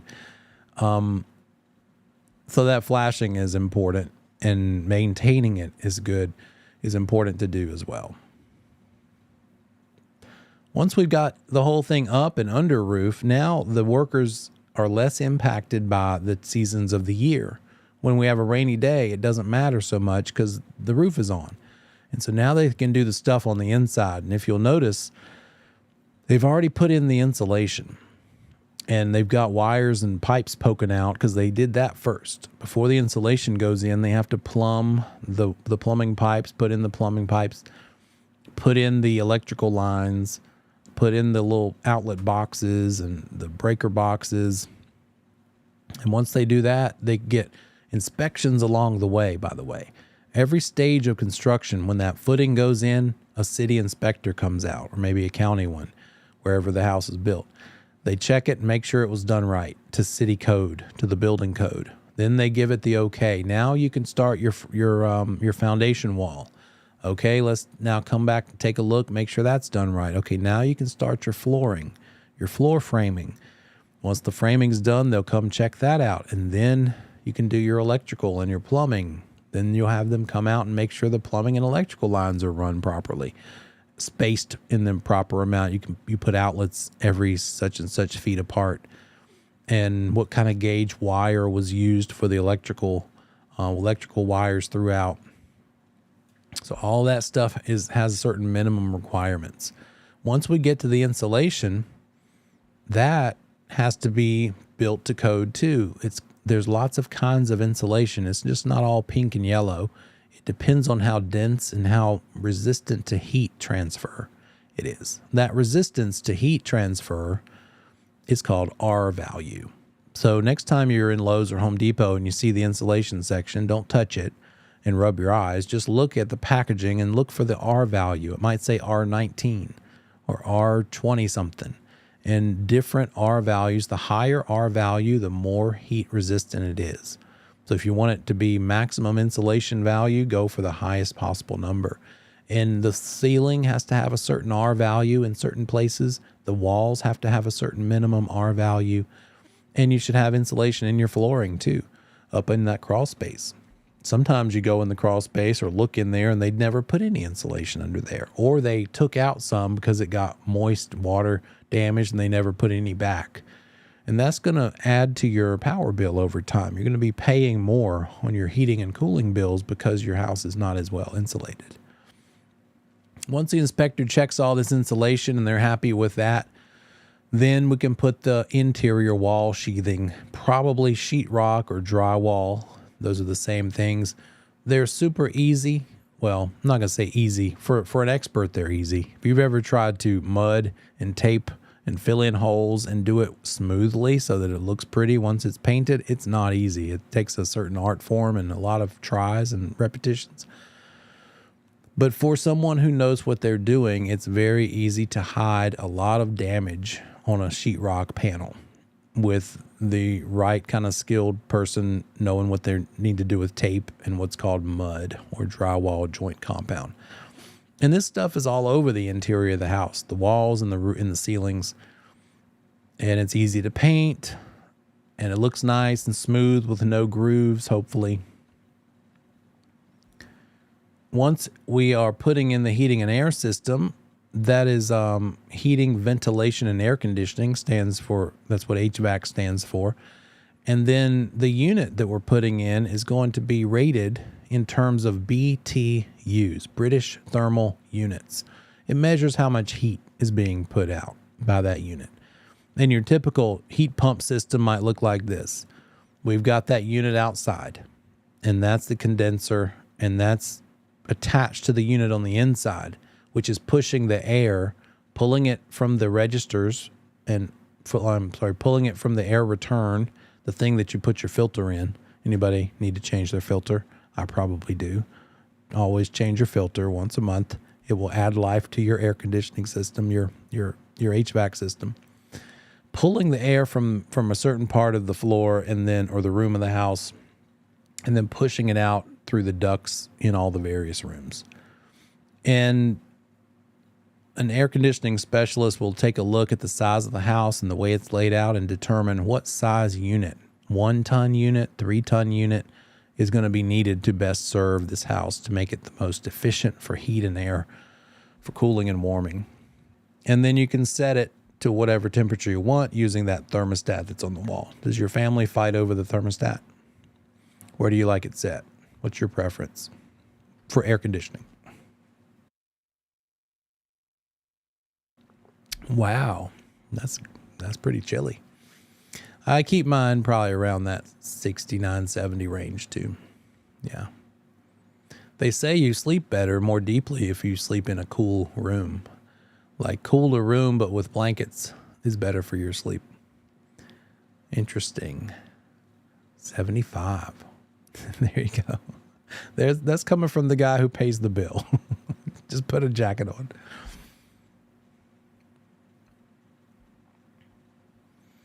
All right. Now, how do we know R values and types of things in British thermal units? It all comes down to this, the building code. And that's different. It's basically a state building code, but then there's also local building codes too. And just like we've seen several other times in this course, you have to follow the strictest one. So if the local code is more strict than the state code, that's the one that must be followed, the stricter one. And it's a minimum standard of construction. The idea here is, what will it be to make it a safe house? Counties have to meet these codes, and the counties can choose to have stricter building codes. And the inspections happening along the way are how these codes get enforced. And you don't end up with a completely built house, but the electrical doesn't meet code because it had to be checked along the way. We as brokers, what does all this stuff mean to us? We need to ask them questions. Oh, I love that detached garage or that extra thing you built off the back, that sunroom. Did you get a permit for it? That is a huge question. You need to find out about space that is permitted or unpermitted. Is it unpermitted space or not? Then it might have to actually be torn down and rebuilt properly. If it's space that they built maybe themselves, they might have done a decent job, but did they do it to code? If they didn't get a permit, there was no inspections along the way. And it could be that in order to sell the property, it needs to have the permits. And in order to get the permits, it needs to be torn down and rebuilt with the inspections along the way. That'd be the worst case scenario. If you're lucky, maybe they would let you just tear down a piece of the wall so they could peek in there and see whatever was added. Depends on how big, how much of an addition it was. All these inspections and following the building codes are leading to this. When you're all said and done, it's all finally finished, this is what you're going for. This is what you want to end up with, and that is a certificate of occupancy, also called a CO. Now you have proof, you have a document from the government that says this is now safe to live in. It's now also legal to sell it and close on it. We can close on it once we have a CO. We can't close on it until then. So that's the question you're asking the whole time you're building new construction. Did we get the CO yet? Do we have all the inspections done? Passed all inspections, ready for occupancy? HUD, Department of Housing and Urban Development, has minimum building standards when it's a government-backed loan. So like if it's a new townhouse development and that developer builder wants to sell those units to people using FHA financing, they're going to have to build it to FHA standards, not just normal building code standards, but HUD required more enhanced standards, and it costs more. And they might not want to pay it. And so therefore they're just saying, well, we just won't sell to people using FHA financing, because we're not going to build it to the FHA minimum standards. I sold a little resale townhouse to a lady one time, and it was in a neighborhood with 6 buildings. That was 6 townhouse buildings. I think 3 or 4 townhouses per building. we were under contract, and one day the lender called and said, well, the building she's buying in, her unit is in the 6th building that was completed. And all of the first 5 buildings, the builder paid and built it to FHA specs, but then they decided not to do it on the 6th one. So we can't do an FHA loan for her because it's in a building that wasn't built to those standards. Why might that have happened?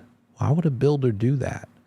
Maybe because it was the last building and they already had enough popularity, notoriety. They had plenty of traffic. They had no trouble selling it. And so he just thought, hey, why go to that expense? Why build it to that level? Because I don't think I'll have any trouble selling these last 3 or 4 without FHA buyers.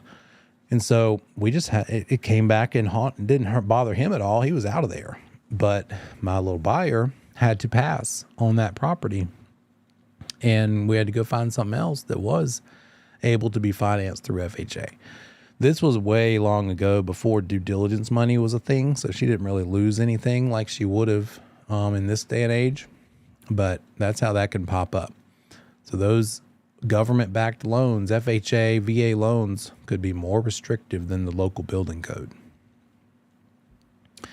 Who is this creature who is building these things? It's someone who has a general contractor's license. Anytime you're building something for someone else that costs more than $30,000, you need one of these. You need a general contractor's license. It requires studying. If you think you're studying for this test, you're going to be studying a lot for that test. Anybody ever looked into it or done it? Yeah. What's involved in that general contractors is the binder kind of sizable? The information's kind of a little bit to it. You got to know these building codes. Corey says it's 23 books. It's not something you just do for fun, right? This is intentional. 5-hour test. There you go. And probably a little bit pricey too. And you've got to be able to be bonded for a certain amount of money too, if I'm not mistaken. Is that right?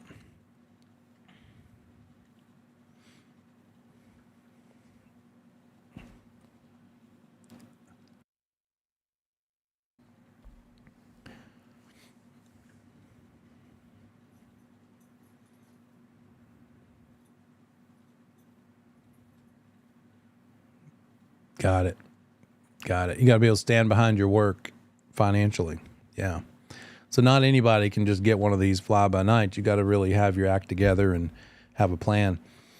What if you want work done that costs less than $30,000? Can you hire somebody that doesn't have a general contractor's license? Yeah, that's just the threshold. So there are people who maybe didn't manage to or didn't want to take the time or couldn't maybe pass the test, and they still want to do that kind of work. They just can't do that bigger job. They've got to do jobs maybe building decks, maybe certain sunrooms or something. As long as the job doesn't cost more than $30,000, they could still do the work without a general contractor's license. But you're doing it for someone else, building or renovating, and it's all about that price point.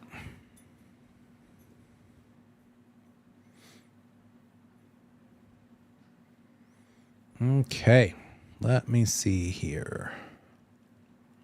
Oh, yeah, I like to share this with you just for your own little homework for fun. Then we'll go to our break. Check this guy out on your own time. He's, I think, in Canada, and I found him a couple of years ago back when he was framing out houses by himself.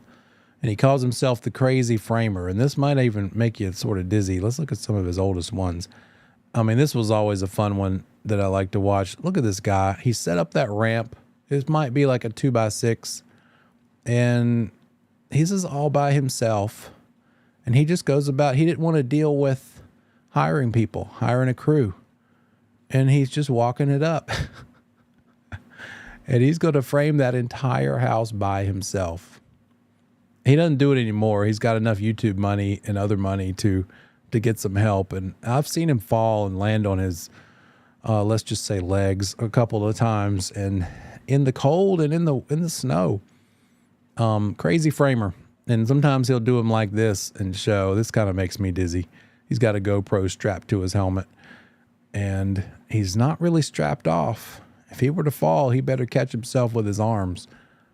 But it really kind of gives you an appreciation for what those guys do and how all that stuff goes together. My palms are starting to sweat a little bit. But my favorite ones are the ones in the snow. He's got a little help there. But those winter ones, he's still at it. This is a man who got some bills to pay.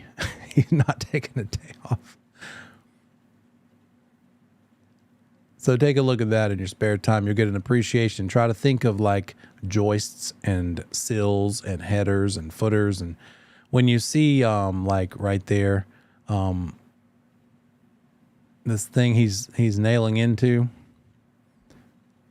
is a grid, right? It's sort of a waffly grid kind of thing that was made in a facility. Those are trusses, roof trusses, and they come in those big old sections that are already engineered and put together to certain specs, and it makes it possible to put that roof together really fast. Instead of stick building each individual piece, they can just set those trusses up and have a roof up a lot faster.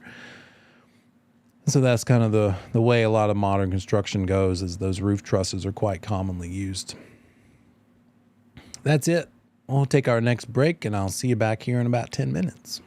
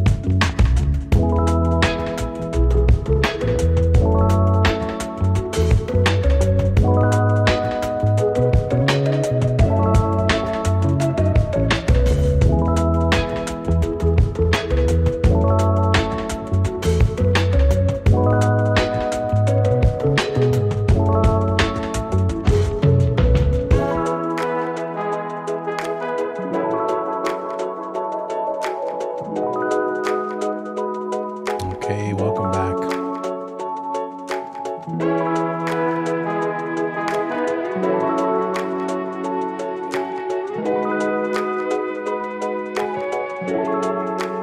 Anybody have kids?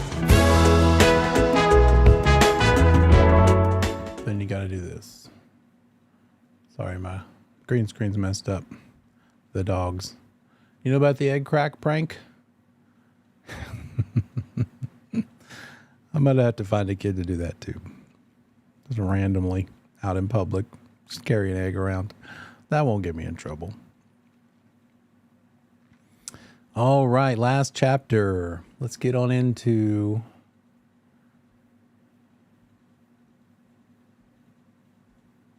there we go.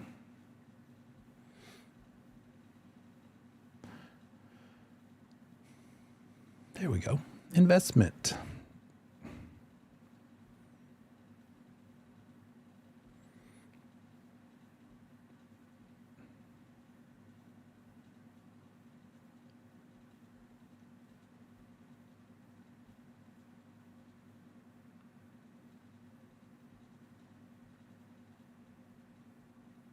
All right.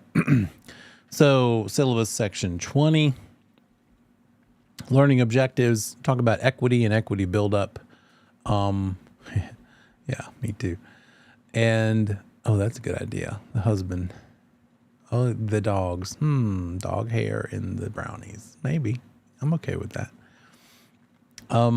Equity and equity buildup, leverage, cash flow after debt service. That sounds like that given formula we looked at. Appreciation. So we'll talk about a couple of these things. No math calculations here, thank goodness. Just purely level 1 concepts. Just to finish out this last little half hour or less chapter. What is equity? We learned that back in finance.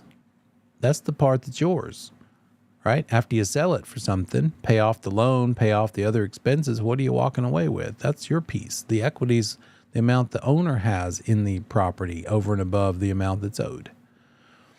And equity buildup is that amount of the loan payment directed toward principal instead of interest. So what is when you're paying down your principal, you're increasing your equity every month. As part of your payment goes toward the principal, that equity is building up. So equity buildup. Any gain in value because of appreciation is causing equity buildup too. These are a couple of the 3 ways that real estate can add value to your bottom line. The paying down of the loan, the appreciation, as well as any sort of capital improvements that you're making that might make it worth more. Leverage is the concept of using other people's money. Instead of using your own money, say you just have a spare $200,000 laying around, you could just use that and try to find a property that's worth $200,000, or you could use that $200,000 as a down payment.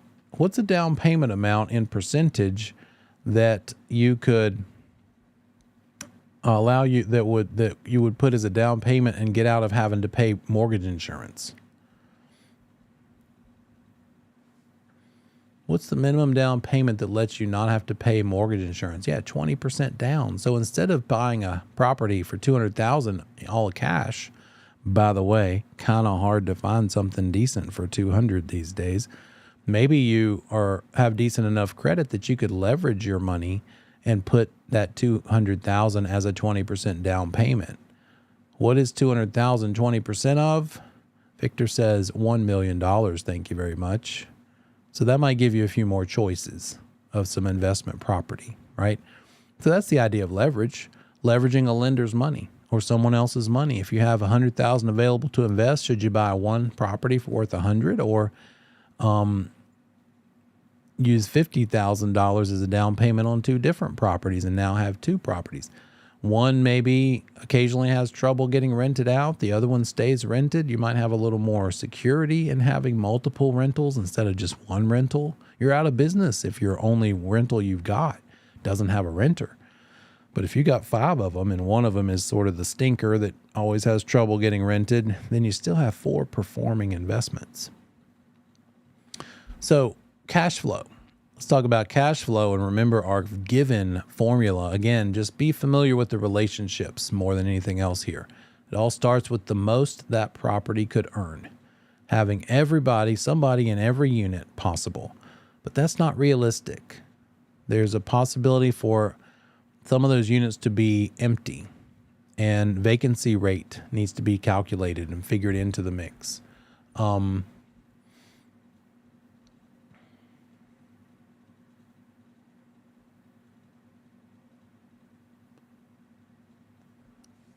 So gross income, the most you can possibly earn minus the vacancy rate, and then subtract out the operating expenses, which does not include debt service.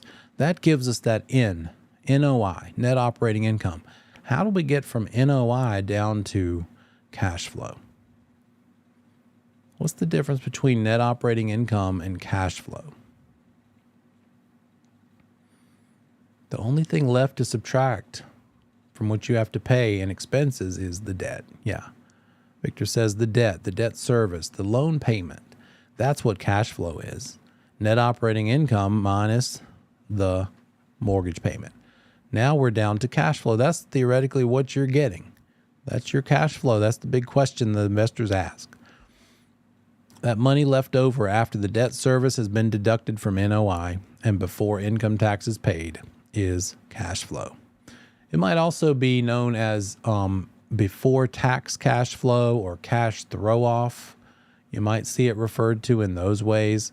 So those are just terms that you'll just need to be familiar with. Cash flow, before tax cash flow, cash throw off. All of that is NOI minus debt service. The word appreciation, how can we remember that? Just the A starts also is the first letter of add. So an increase in the worth or value of a property because of economic or related causes. Over enough time, all properties are going to appreciate for the most part, given enough time, right? In a matter of a year or a few months, maybe not, but over 5 years, 10 years, sometimes people will say to me, well, should I pay this much more for the house? The prices are kind of high right now. My question is, how long are you going to be there? Well, this is sort of the house I want to die in. Well, when are you planning on dying? Well, like 30 years from now. Well, then it kind of almost doesn't matter what you pay for it, as long as you can afford it, theoretically, because it's going to be worth more when you are ready to sell it or when your heirs will have to sell it later. All of that within reason. I'm being a little silly, but the point is, are we at the peak? That's the magic question. If we're at the peak of the market and now it's just about to settle off and go back down, then yeah, I get it. But if we're just still on the journey and we're right here and it keeps on going up and up and up, that's been where we've been for the last few years. And so how do we know? You don't. You just kind of have to just roll with it. But appreciation could be temporary, could be permanent. And it's the opposite of the D word, depreciation. No rocket surgery going on there. That's it. That's it, guys. Pretty much those terms encompass the chapter on investment. Let's take a look at, let's just look at the comments section for a minute.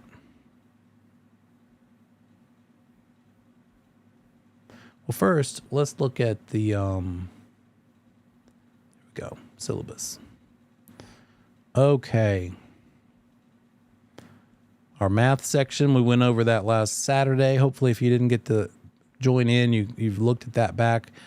If you have math questions, write them down, think about them, whatever topics you're curious about, either this Saturday, if you can join us for that, or next Wednesday, bring them to me. Let me know ahead of time if you want to. But now's the time to start thinking about what you need extra attention or extra work and time on. 11 to 1. We'll go 11 to 1 on Saturday. Same login.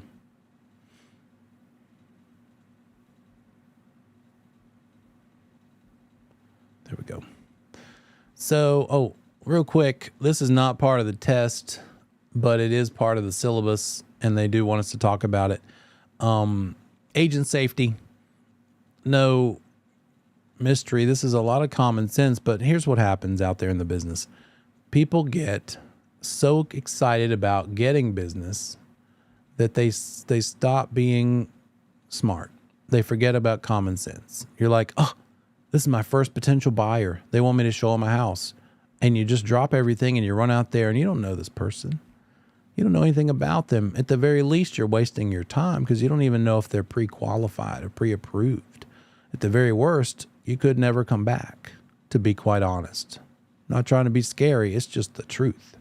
People think because we make our car clean and maybe we drive kind of a nice one, some people, and maybe we wear clothes that we wouldn't wear to a ball game. We wear maybe clothes somewhere between Saturday afternoon and Sunday morning worship, somewhere in between, or a funeral or a wedding, right? We might wear a little nicer than we would wear to the grocery store, but sometimes people just think, oh, they must be carrying money around. And also, sometimes we don't do ourselves any favors. If we put our pictures on our signs, that's good for marketing, but it's also sort of a menu. It's like, oh, look at that person. Let me take advantage of them in whatever way. You ever seen that comedian? I forgot who it was. That they said all your stickers on the back of your minivan is sort of like a menu for serial killers. Oh, they've got 4 kids and they have a dog and it's also just a general common sense. Be careful. Not a joke at all, because you're telling them, oh, they are involved in soccer or sports, so they're probably not home very much. Oh, they live in this neighborhood because there's a HOA sticker maybe, and oh, the kids go to this private school. And so you're kind of just telling your whole life story from what's plastered on the side of the car. So think about things like that. Whenever someone wants to see a property, don't be desperate, even if you are. And it's okay to be desperate, but don't act like it at the expense of your safety. What are some measures you can take to go show a house so that you come back alive? What's some smart ways that you can go show a house? Male or female, by the way. If somebody wants to take advantage of someone, that almost doesn't matter. There are implements that exist that could make all of that not matter. If somebody wants to take advantage of you, there's stuff that the bad guys are going to bring. And so maybe there's stuff that you want to bring as a safety net. And I'm not telling you what to bring. I'm telling you, whatever you choose to use, be good with it. If you just got your concealed carry permit and you just bought a gun last week, let's put some time on the range. Let's make sure that we are comfortable, not just on the range with everything nice and fun and happy, but in a situation. Maybe get some one-on-one training from somebody that can say, now here's how to do it when you're nervous and scared, and operate this thing without killing somebody who's innocent, and only keep it.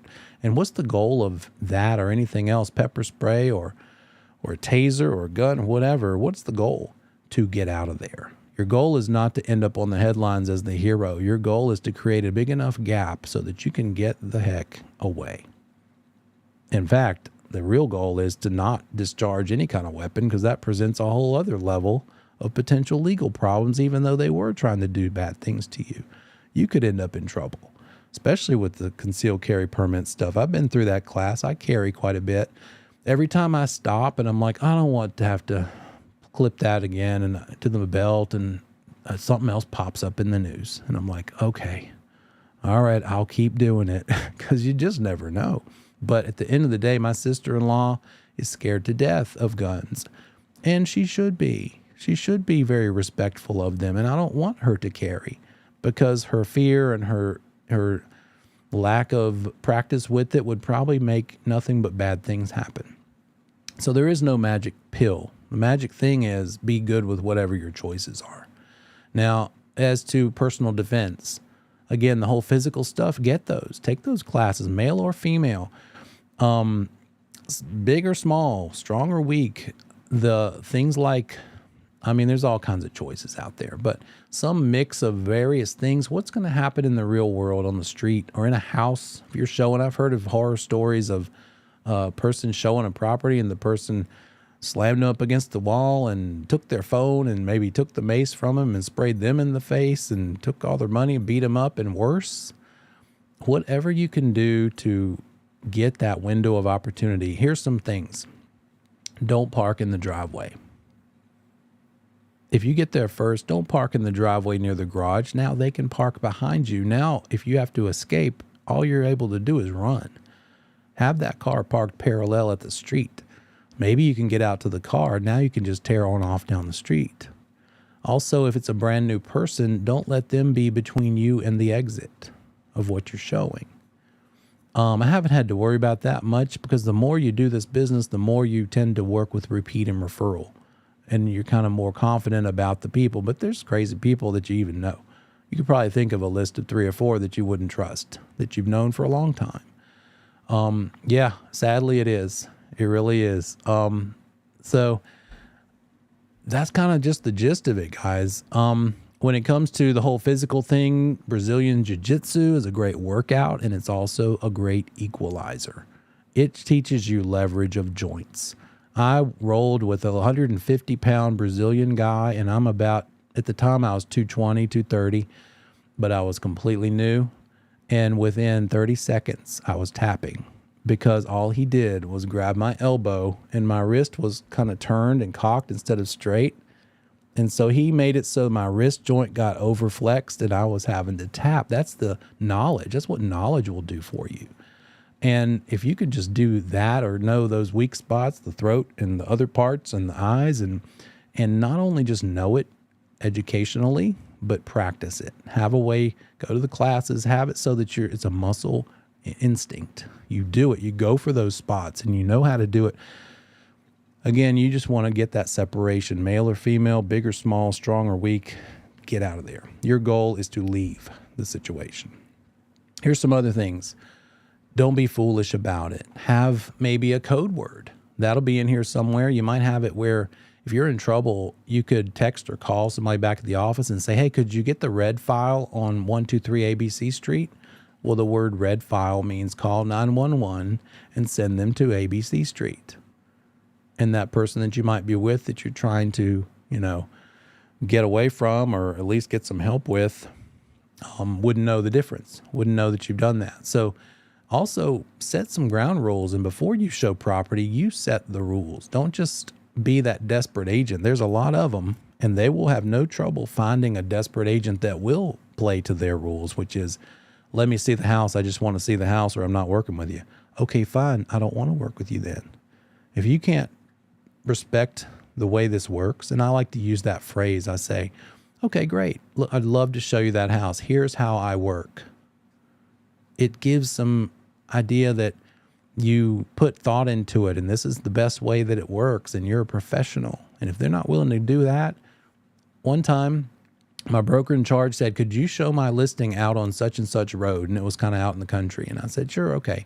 He was my broker in charge. I was just being nice. And it was just somebody that called in randomly, and he wanted to look at that listing. So I went out there, not following these rules, being a foolish male. Oh, I can handle myself. I'll give you the spoiler. I did not get hurt, but I got out there. The guy and another guy were there, and they're like, let's go look at it. I went up to the front door, and there was no lockbox. I couldn't get in. And I'm like, gosh, I'm sorry. I kind of expected there to be a lockbox. They said, well, let's just walk around the house. And we walked around, and it was about a couple acre property. And we looked back toward the house, and there was a car parked under the deck, like a tall deck space behind the house. And the guy was like, well, maybe if we can get inside, we can look at it again later, but I appreciate your time. And that was pretty much it. About an hour later, I was back at the office and he called, same guy, and he said, I have an apology. I owe you an apology. I was not interested in the house. I'm an automobile repo man. I'm a car repo guy. I needed to have a way to legally get on the property to confirm the car I need to repossess is there. And I used you. I'll pay you like $50 or something if you want me to send it to you. My first thought was people whose cars get repossessed know that their cars are probably going to be repossessed. What if the dude shot through the front door while I'm trying to get the key? Sorry, let me give you $50. That's not enough, right? I was ticked off. And I was, the more I thought about it later, the angrier I got, because I really could have ended up on the bad side of that thing. It wasn't just that he wasted my time. It was that he threatened my life, really. It could have gone pretty bad. And that was a simple one. A friend of mine in our first year in the business, she held an open house for another agent. She did that open house, and while she was there, she was like 25-year-old blonde, sharp in the business, just really smart and just a pretty lady. And she was there in that open house, and some guy came in. And she got bad vibes right off the bat. Another spoiler, nothing terrible. I'll just go ahead and take that off the table so you're not like cringing. He came in and he was super creepy. So much so that she held her phone to her ear. I'm not sure if she pretended to have somebody on the line or she actually called someone, which is a smart tactic, just have somebody on the phone. And she said, just go ahead and look around on your own and I'm available for questions. She didn't want to go upstairs with him, smartly. And he tried several times asking her these open-ended questions to get her to come upstairs. And he eventually left. But she was near the door in case she needed to run away. That was Saturday. On Monday, the agent for whom she held the open house, the agent whose listing it was, said, was there anything weird that happened during the open house? And she'd forgotten about the guy. And she thought about it. She's like, oh, wait. Yeah, there was kind of a weird moment. I kind of had bad feelings about this guy, and he was upstairs for a while. Well, it turns out the owners came home and found some, let's just say, dresser drawers rearranged and kind of sorted through. Obviously, the dude had been looking around and going through their clothes, and I'll leave it at that. But it could have been way worse. I've heard of the agent who actually did get lured into a closet and couldn't escape, and actually either the guy just hit her in the head a bunch of times and left her in a coma. There's as many bad things as good things, so just be careful. Here's how I work. We're going to meet at the office. We'll do a buyer consult. Let me get a copy of your driver's license. That's a reasonable request. If you're about to embark on showing a bunch of property to them, and oh, by the way, let's get pre-approved. Let's be smart, financially smart too. And anybody ever look up someone on Instagram or Facebook or Google? Let's go ahead and dust off those skills too and make sure people are really what they say they are. The first time you don't do it and it bites you is the only time that could matter, because that could be the worst. What else? Carry your cell phone, have that distress code. Tell people where you're going, and maybe take somebody with you. If you're doing an open house, a lot of times lenders are happy to go and sit that open house with you, or it may be another buddy. More than one person should be there. At the very least, if it gets real popular, that could help with the traffic flow, with the amount of people coming through.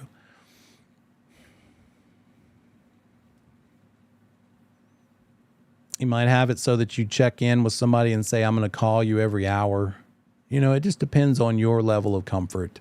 And then dress professionally, but not showy. Don't put a bunch of excessive things that look valuable on. Just be confident, be aware of your surroundings. Don't be so consumed. Here's something that gets us all the time. Have you seen those videos of people walking into fountains because they're on their phone?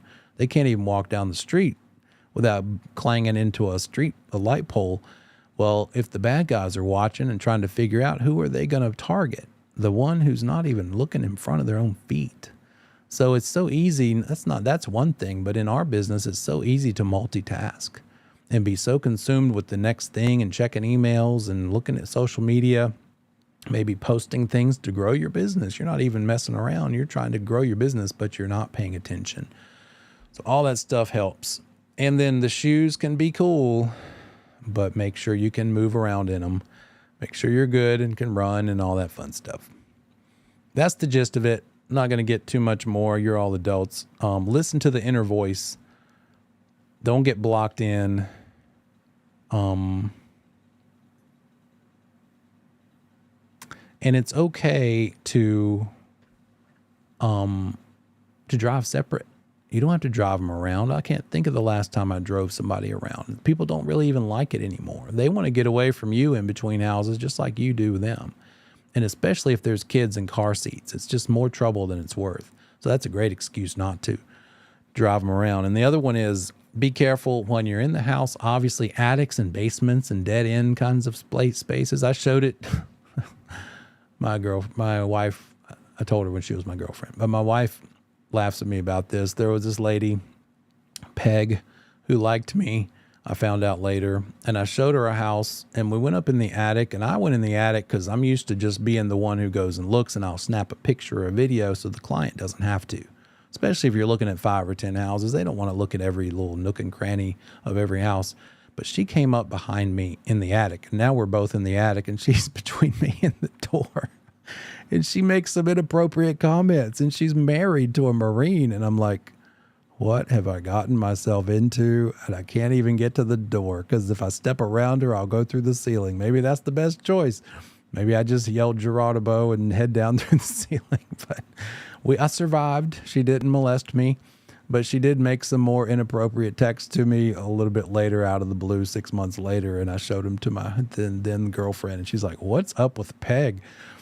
So I never responded to Peg after that. She didn't buy a house either, and her husband never murdered me. So I guess she didn't tell him about our interactions. But anyway, you just never know about this business. Leave doors open. Know about escape routes. I thought Peg was attacking me. Speak the name and they appear. All right. One time, last story, and then we'll move on. I went into a house and showed it, and I heard the back door slam. And I'm on a mission. This is like the 7th house of the day, and you just want to get it done and help them find something to pick and buy something. And we wandered our way back to that back living room, and we smelled a distinct odor in the air of skunk and weed. It's like, oh, I see what was happening. I called the listing agent later, and I'm like, so this happened. And she's like, son of a gun. I've told my daughter to quit going in that house and smoking. And I'm like, number one, I would have never admitted it was my own kid that did it and that I knew about this as a recurring problem. But that one ended up okay. We just all ended up happier after the showing than we started, I guess. Okay. Syllabus is your friend. I've told you that a couple of times. Let's go down through this license law and commission rules section a little bit. We've talked about all this. Let's skip ahead to the later parts. Trust funds, trust money. What is it? It belongs to others. So we can't put it in our own accounts like where our money is kept. We have to put it in an account we created if we choose to have a trust account that is nothing but other people's money. It could be used for earnest money, for down payments, for security deposits, for rents. But in our case, when we're doing sales, it's typically going to be the earnest money. And it's temporary. What's a requirement when you're setting up a trust account? What do you have to do when you set up a trust account?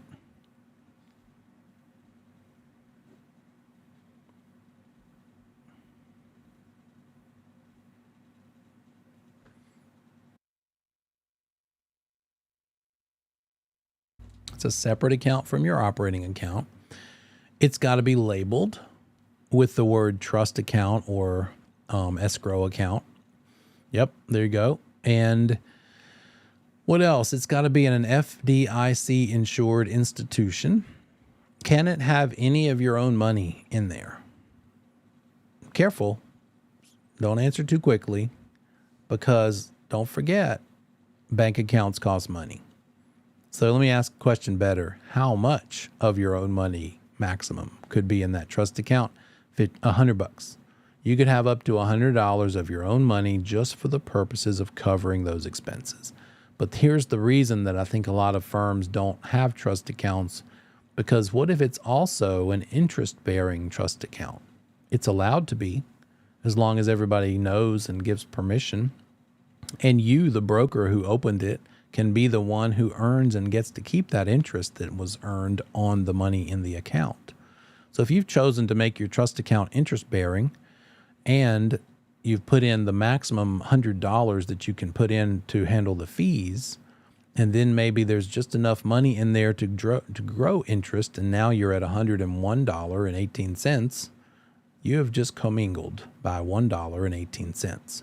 So you got to monitor this thing, reconcile it every month, take out enough of your money to allow for the growth of the interest, just in case, as a cushion, right? So that's why it's sort of like more trouble than it's worth. Unless you just have thousands and thousands in it because you're just doing things that require that, and out of convenience, you just need to have your own. It's probably not worth it if you're just selling a few things here and there, and just monitoring that is more than some people want to do. Can you put the earnest monies of 10 different sales in the same trust account? You're helping 10 different buyers buy at any given time, and one of them has to put $4,000, another one $10,000, another one $3,000, $15,000. You've got several $1,000s from various people. You don't have to have a trust account per property or a trust account per person. It can be one trust account for all those things. Yeah. The only exception is if you choose to manage homeowners associations. You could be a custodian of homeowners. You could have a homeowners association management company. And if you do that, then you would need a trust account for each individual homeowners association. But for just purchases, they can all be in the same one. And who is ultimately responsible for that trust account and the proper handling of it? Yeah. The broker in charge of the firm. Yeah. But can that BIC, do they have to be the one who writes the checks and deposits every day in the typical day-to-day business? Or can they delegate it to even an unlicensed salaried person? Could they delegate that to someone else and do most of them? Yeah. Yes and yes. It's just that they're smart if they keep an eye on it. Make sure that it's being done properly, both for people, make sure that the people are behaving themselves, but also just not being slack and are following the proper rules. So they're still responsible, even if they've put other people in charge of helping them maintain it. What about a dispute of earnest money? We are now outside of the due diligence. No, let me think. We're inside of the due diligence period. We have not due diligence deadline has not happened yet. And so the buyer chooses to back out. The seller is mad about it. People get mad about things. Seller says, I don't care what it says. I don't want them to have that earnest money. I should get it because they put me through the ringer. They made me a lowball offer, and I'm still mad about that. What do we, the holder, the firm holding the trust money, have to do if the seller refuses to sign the release of earnest money? Can we just say, well, you're wrong, I'm going to give it to him anyway? Yeah, we can't be the enforcer. We're not the enforcers of this money. We're the custodians of the trust account, and we have to just hold it until the parties agree in writing how it will be dispersed. Even if the seller is flat wrong, and in this case they are. But guess what? It's not for us to make a decision. We just have to hold on to it. And then if they want to pursue it between each other, they're going to have to go through the court system. Now, your BIC could get tired of reconciling this chunk of money, knowing that it's never going to lead to an actual earned income, earned commission. They could say, to heck with this. I'm done. Let me give notice to these two parties and give them a chance to work it out one more time. Are you guys sure you don't want to let the buyer have it back? No. You want to let the seller keep it? Heck no. Do you want to meet in the middle and maybe share it? No. It's the principle of the thing. Usually that means it's the money of the thing, and we haven't found the dollar amount that works yet. But anyway, you could say, well, since you still don't want to work it out, I'm finished. I will excuse myself, and now I'm going to park your money with the clerk of court. Now it's up to the clerk of court, and they're going to handle it, and now your broker in charge is done.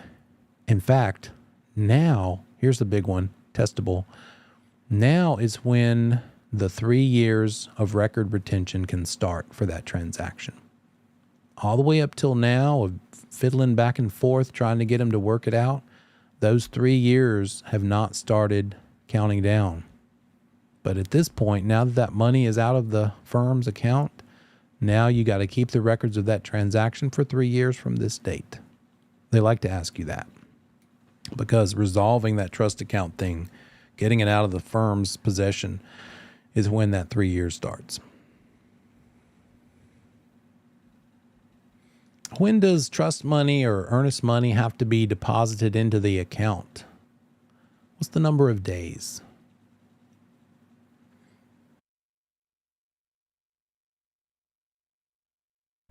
But 3 days from when? 3 business days, banking days, From when? What event?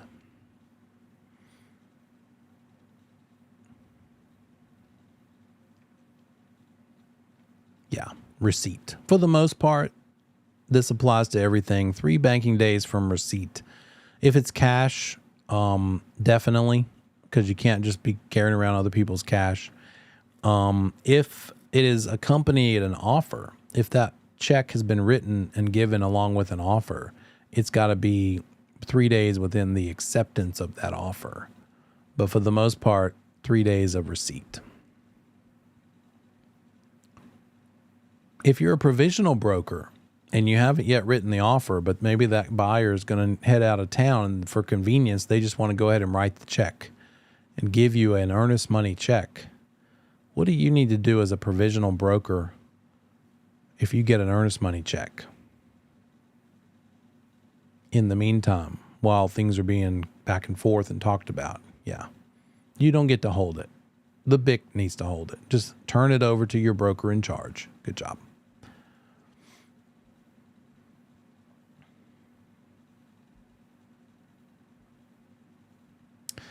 Timeshares involve the Timeshare Act. Got to comply with the Timeshare Act, which has a lot to do with disclosure and giving that potential buyer a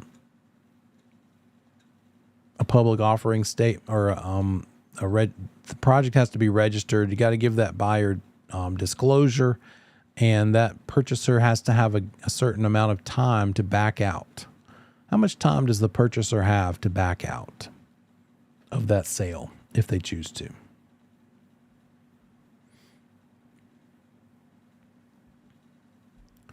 How many days can they rescind the contract? We saw 2 different cases in this course where somebody had the chance to walk away from a contract. One of them had to do with buying a new construction condominium, and the other had to do with buying a timeshare. And so the new construction condo is the 7 days. And then the timeshare, you can remember, is the 5 days, because the main gist of what to think about when it's timeshares is these numbers. 5, 5, 5, 10, 5. What is a timeshare? That's the first 2 5s. It's occupying it 5 times over 5 periods, probably years, right? So what is a timeshare? It's something that is used 5 times over 5 periods. What if the test says so-and-so got a vacation rental or timeshare, or let's say they might say it this way. They are occupying it 3 times over the next 4 years. Does that qualify as being considered a timeshare? It's got to be at least 5 times over 5 years, so no. So that's not a timeshare. In order for it to be considered a timeshare and then have to follow the Timeshare Act, minimum of 5 times over 5 periods or 5 years. The other 5 is the buyer has 5 days to back out of that contract or to rescind. So that's how you remember it's timeshare, the 5, 5, 5, 10, 5. And because they have 5 days to rescind, the developer has to keep the earnest money for 10 days. And then that last 5 is $500 per what? $500 is about what?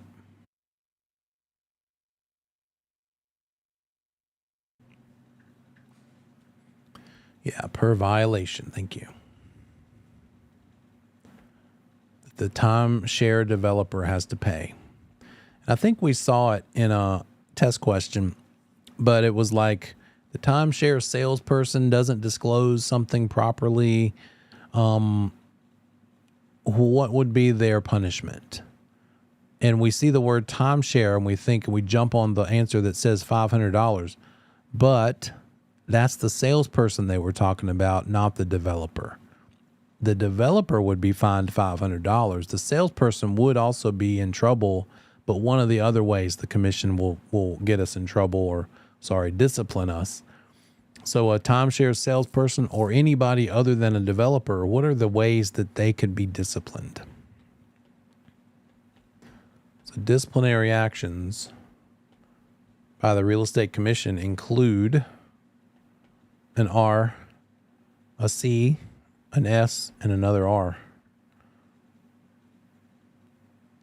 Now I'm trying to think if we saw that or not. Actually, you're not wrong, Sheena. There is a possibility that they would warn you. But the ones that are actually going to stick and be the scariest ones are reprimand, censure, which are kind of the same, and they kind of have done away with censure, but it's kind of both same idea. Suspension, we see that a lot. And then the big bad one, don't do this anymore, revoke. But you're not wrong. I think on the test, they probably would not test you with the word warn, but they really could. They could actually warn somebody, close the file and warn. They're either going to say, when they've settled it all out and made their ruling, they'll say, you know what? We've done our investigation. Nobody did anything wrong. We're just going to close this file. Or they could say, we're going to close this file and nobody really did anything wrong per se, but you could have done it cleaner and tighter. So therefore, we're going to close and warn you to get better. Not enough to generate and warrant a reprimand, but enough to be warned. And then we get into these 4. And in real life, it's more like 3. Because they're kind of doing away with censure. For this test, just be prepared for those 4.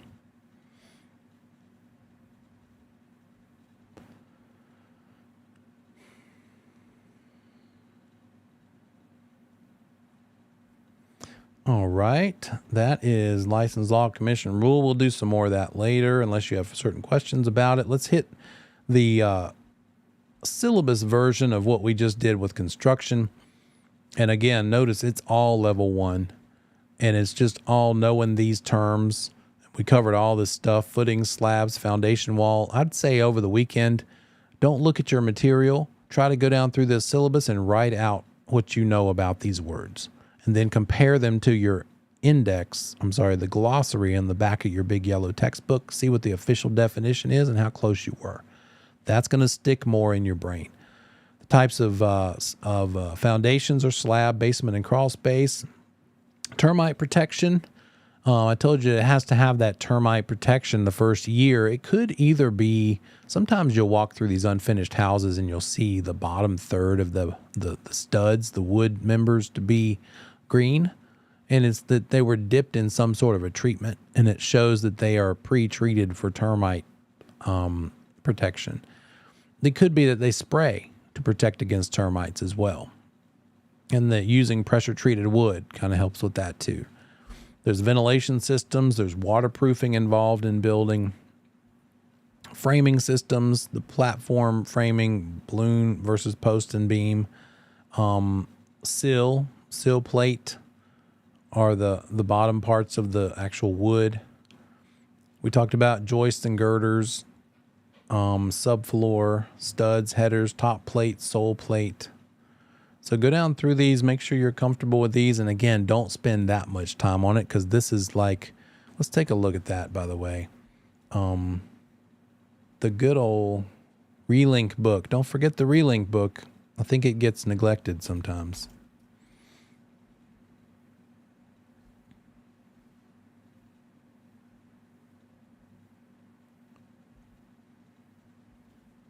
So now's a good time to go back to that page 16 and 17. Now that you've been through everything, and look, in Basic Concepts, Syllabus Section 1, 14, which is insurance, which we just covered, in construction and investment, all four of those chapters, there's going to be 2 on the national section and 1 on the state section. So really it's just 30,000 foot view. The stuff that I mentioned that are most likely to be questions, think about those, and highest things, lowest things, stuff like that. Ownership and interest, we got to that. Syllabus section 2, there's going to be a total of 5 questions coming from that. Taxation and assessment, only 1 each. Transfer of title and income taxation, 4 total on the national. The big ones, as we well know by now, are brokerage, contracts, finance, valuation. Closing the transactions, only 2. But a lot of the math, of which there are 8, that means calculation related, could be closing related calculation stuff. None on agent safety, we just had to cover it. And license law and commission rule, 10 out of the 40 state questions come just from that stuff. Where do the other 30 questions on the state come from? We'll do a syllabus search, right? Go down through, let's go back to the syllabus. There we go. If you have some sort of a reader like this, go up to maybe edit and go to find and just do, I think we discovered that it was, if you type in North Carolina, that might have been it.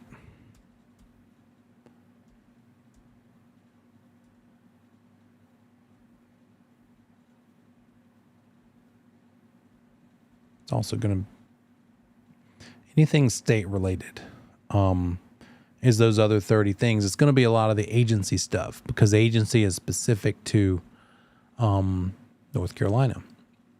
Some of it, quite a bit of it. Now I lost my, oh, there it is. Landlord, tenant, and property management are 4 total, 2 and 2. Fair housing's 4 on the national. So just take a look down through there.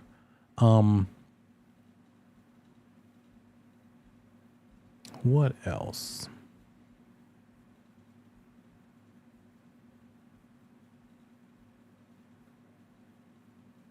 Notice investment that we just covered there at the end literally is like these 4 terms.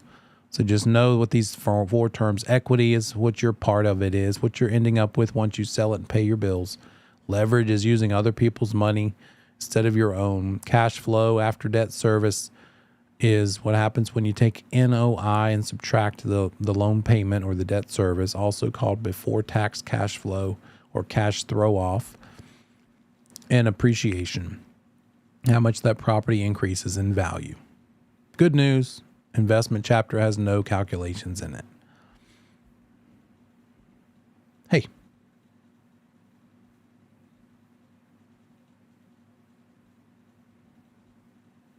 On the class version, I'm trying to think if I remember how many are on the class version. I'll find out hopefully before Saturday and let you know. Can't remember off the top of my head. If we know how many are on the test, then we can calculate 75% of that number, and that'll be the number, right?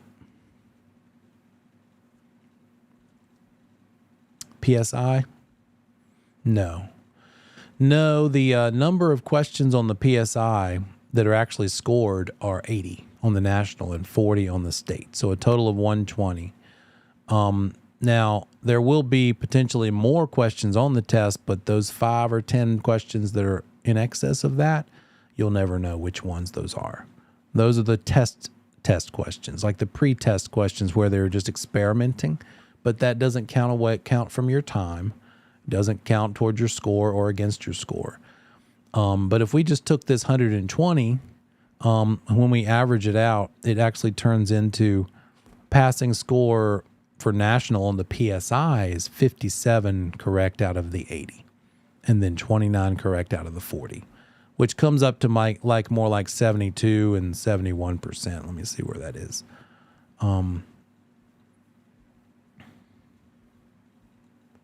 That showed up somewhere else around here. If you haven't done your background search or check, you might want to go ahead and do that.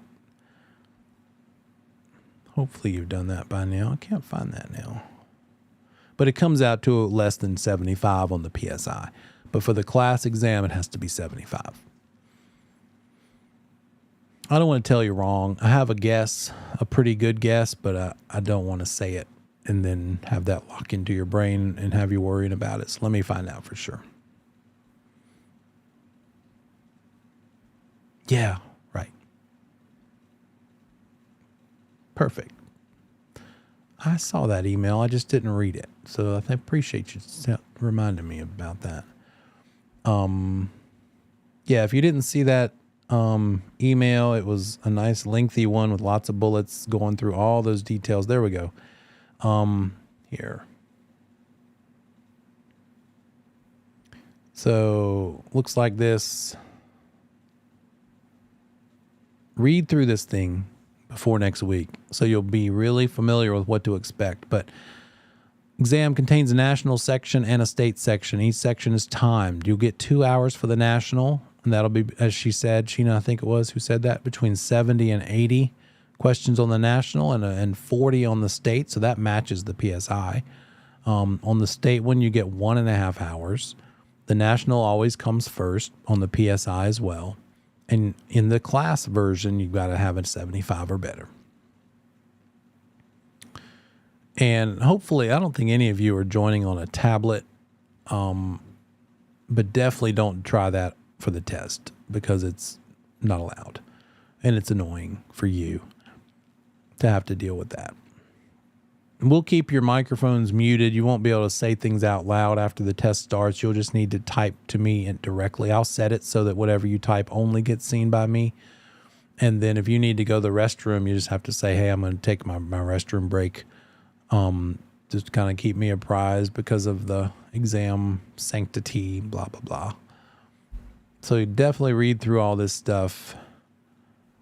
And I think that answered that question about number of questions. Thanks for that reminder. It's break time. I'll see you back here in 10.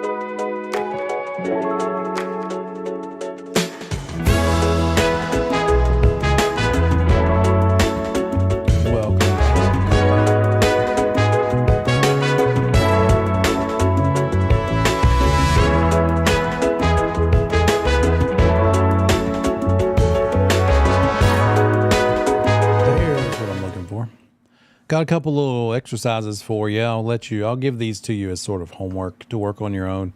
One of them is this crossword, which has little hints, which just came out. Jason, I think, put this together and sent it out to us today. So this is hot off the press. So here's the questions at the bottom, and you'll fill in the blanks up there. There's also a matching game about property and title. So that's pretty useful.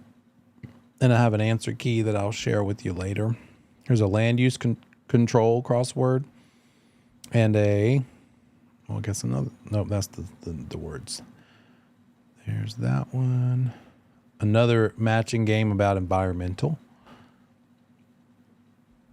So there's 4 or 5 things. Let me, I'll just put them right here for now.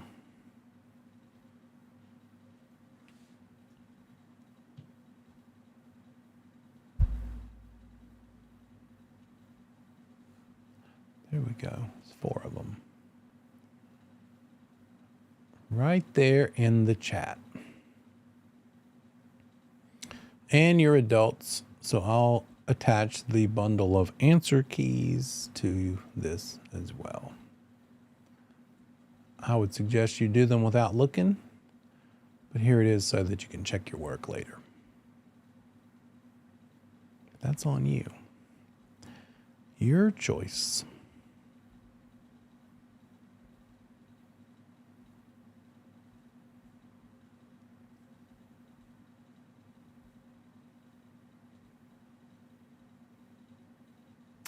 And we talked tonight about income tax stuff. That was a short chapter as well. And again, just go down through the items here. Think of what I learn about that tonight, and then go look it up in the book and try to match the terms with the topics. So what are some loan expenses? Mortgage interest. Any late payments and prepayment penalties. Loan discount points paid as prepaid interest at the time of loan origination. Capital gains, a basis and adjusted basis, capital improvement amount realized. Maintenance doesn't count when you're adding up or subtracting out for capital improvements on that capital gains formula. You can't deduct for the fact that you had to put in light bulbs, for instance, or basic maintenance. That's for like a major capital improvement that increased the value of the property.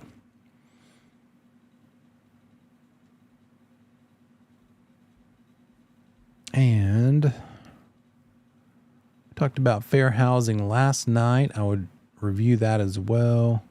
Let's go back to the beginning. Tell me, while I'm doing this, start giving me a list of things that you've struggled with in your review.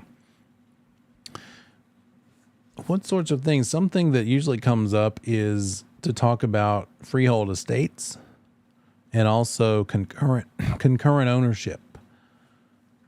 How are we feeling on tenants in common, joint tenancy, and tenants by the entirety? as well as conventional life estates and fee simple defeasible, all that old stuff. The first stuff that was like a pain in the side. It's like, ugh, why? Yeah. Which thing? All of that we just mentioned? Oh, the fee, tenants in common, joint tenancy stuff. Be simple. Got it. So when I think about that freehold estates, I think of the chart, right? Let me see if I have that chart close by. And I try to recreate it from memory, which I suggest you do as well.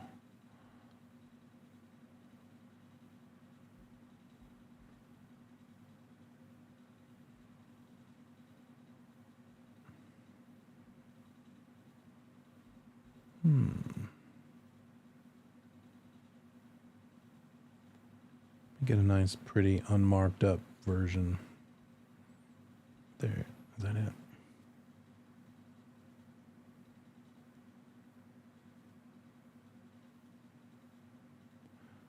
It's a little weirdly angled, but it's close enough.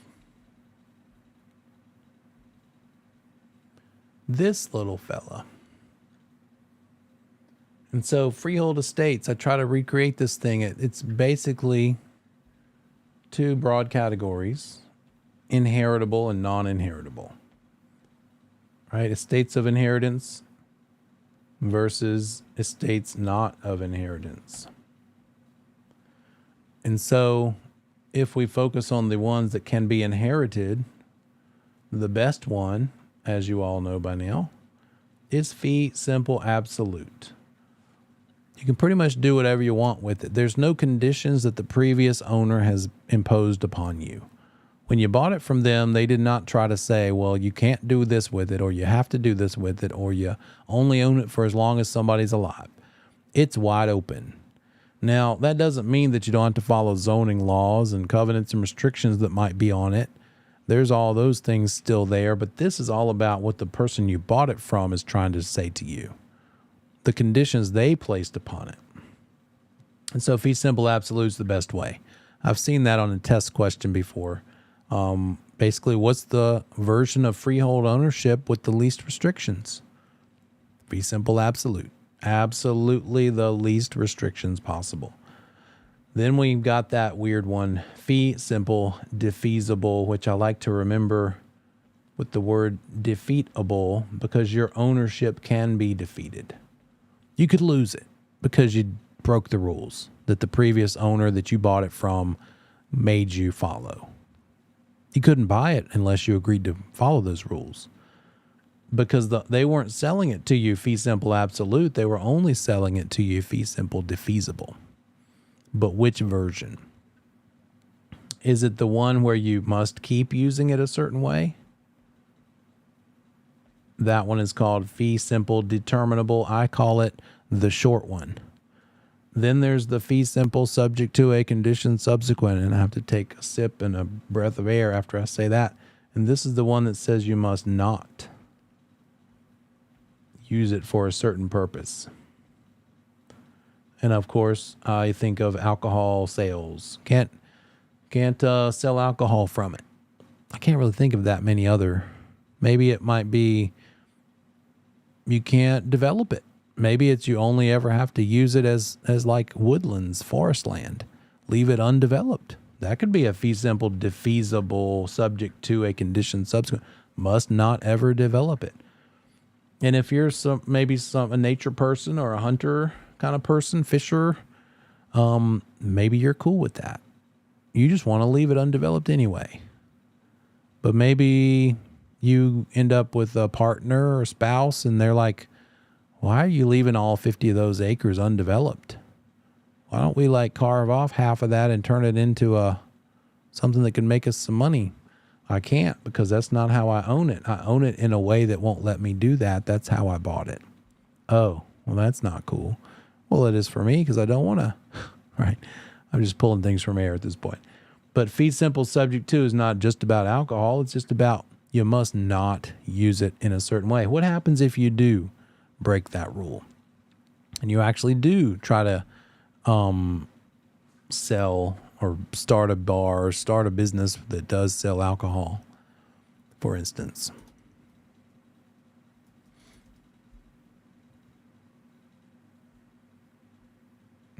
You break the rules, what's going to happen to your fee simple defeasible subject to a condition subsequent?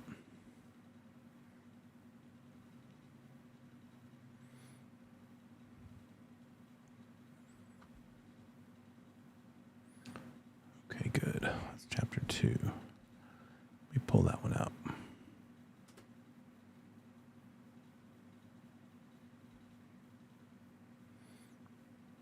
You got it. You lose it in some way or another, right? Here we go. And looks like this. Fee simple, determinable, but we're talking about subject to a condition subsequent.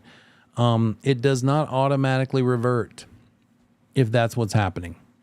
If it's a must not keep using it in a way, or must not use it in a certain way, the seller would have to come after you for it.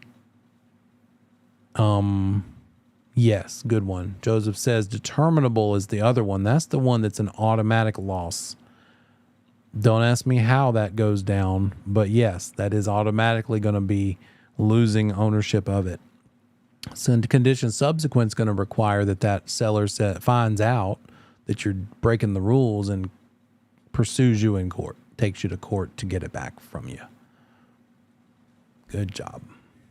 So that's the other little piece of this that you need to remember. One of them is automatic reverts back. That's the one that's determinable. And not sure how to help you remember that. The first one is an automatic. The second one doesn't automatically revert. Sometimes it's as silly as that I remember it.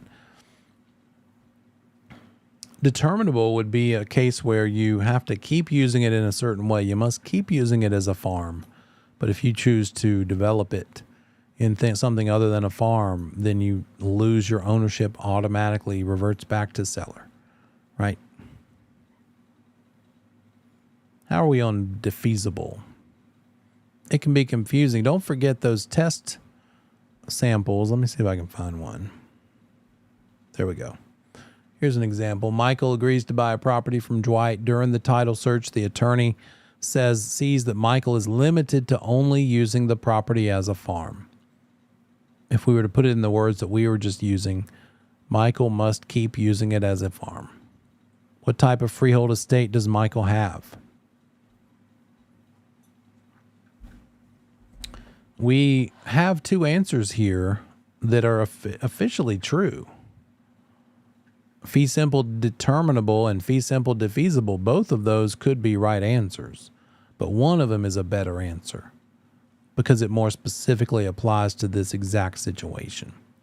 If A was not an option, then the best choice of the remaining three would be fee simple defeasible, right? So don't forget to always ask yourself that question when you're reading these answers. Which is the best answer? One of them might be pretty darn good, but you always need to read every single choice because you might find an even better one. And it might be that by reading the other answer choices, it helps you remember and clear some stuff up for you. So best answer here, fee simple determinable, which is a more specific type of fee simple defeasible. Chandler agreed to purchase from Phoebe. The closing attorney discovered that Chandler could never use the property as a business serving alcohol.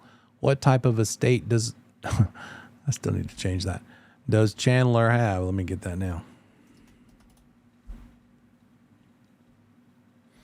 Which one is it? If he must not use it in a certain way.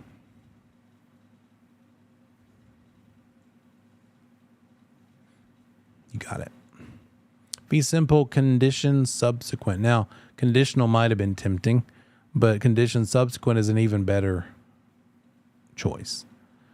I should probably change it even more and say fee simple defeasible and give you that same little problem as we had on the last one. It's like, well, A is kind of true, but so is C, and so C is better. because it's more specifically the exact thing that we're dealing with. So that's what I'll leave that as.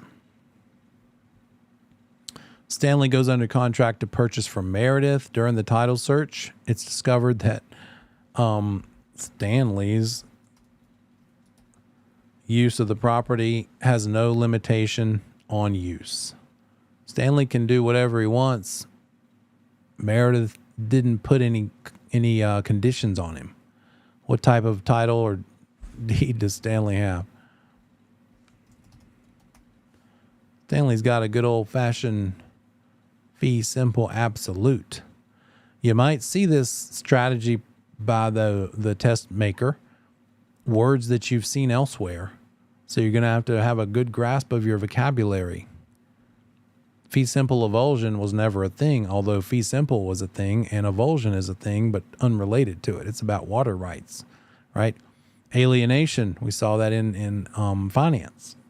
The alienation clause, when you choose to sell your property, you've got to pay off that loan, the seller. And fee simple annexation, that's what makes something a fixture. It gets annexed into the real property, goes from personal property. That ceiling fan in the box you just drove home from Lowe's, but you installed it. You annexed it into the property. Ron Swanson agrees to sell to Andy in April. Attorney discovers that Andy's and April's use of the property has a limitation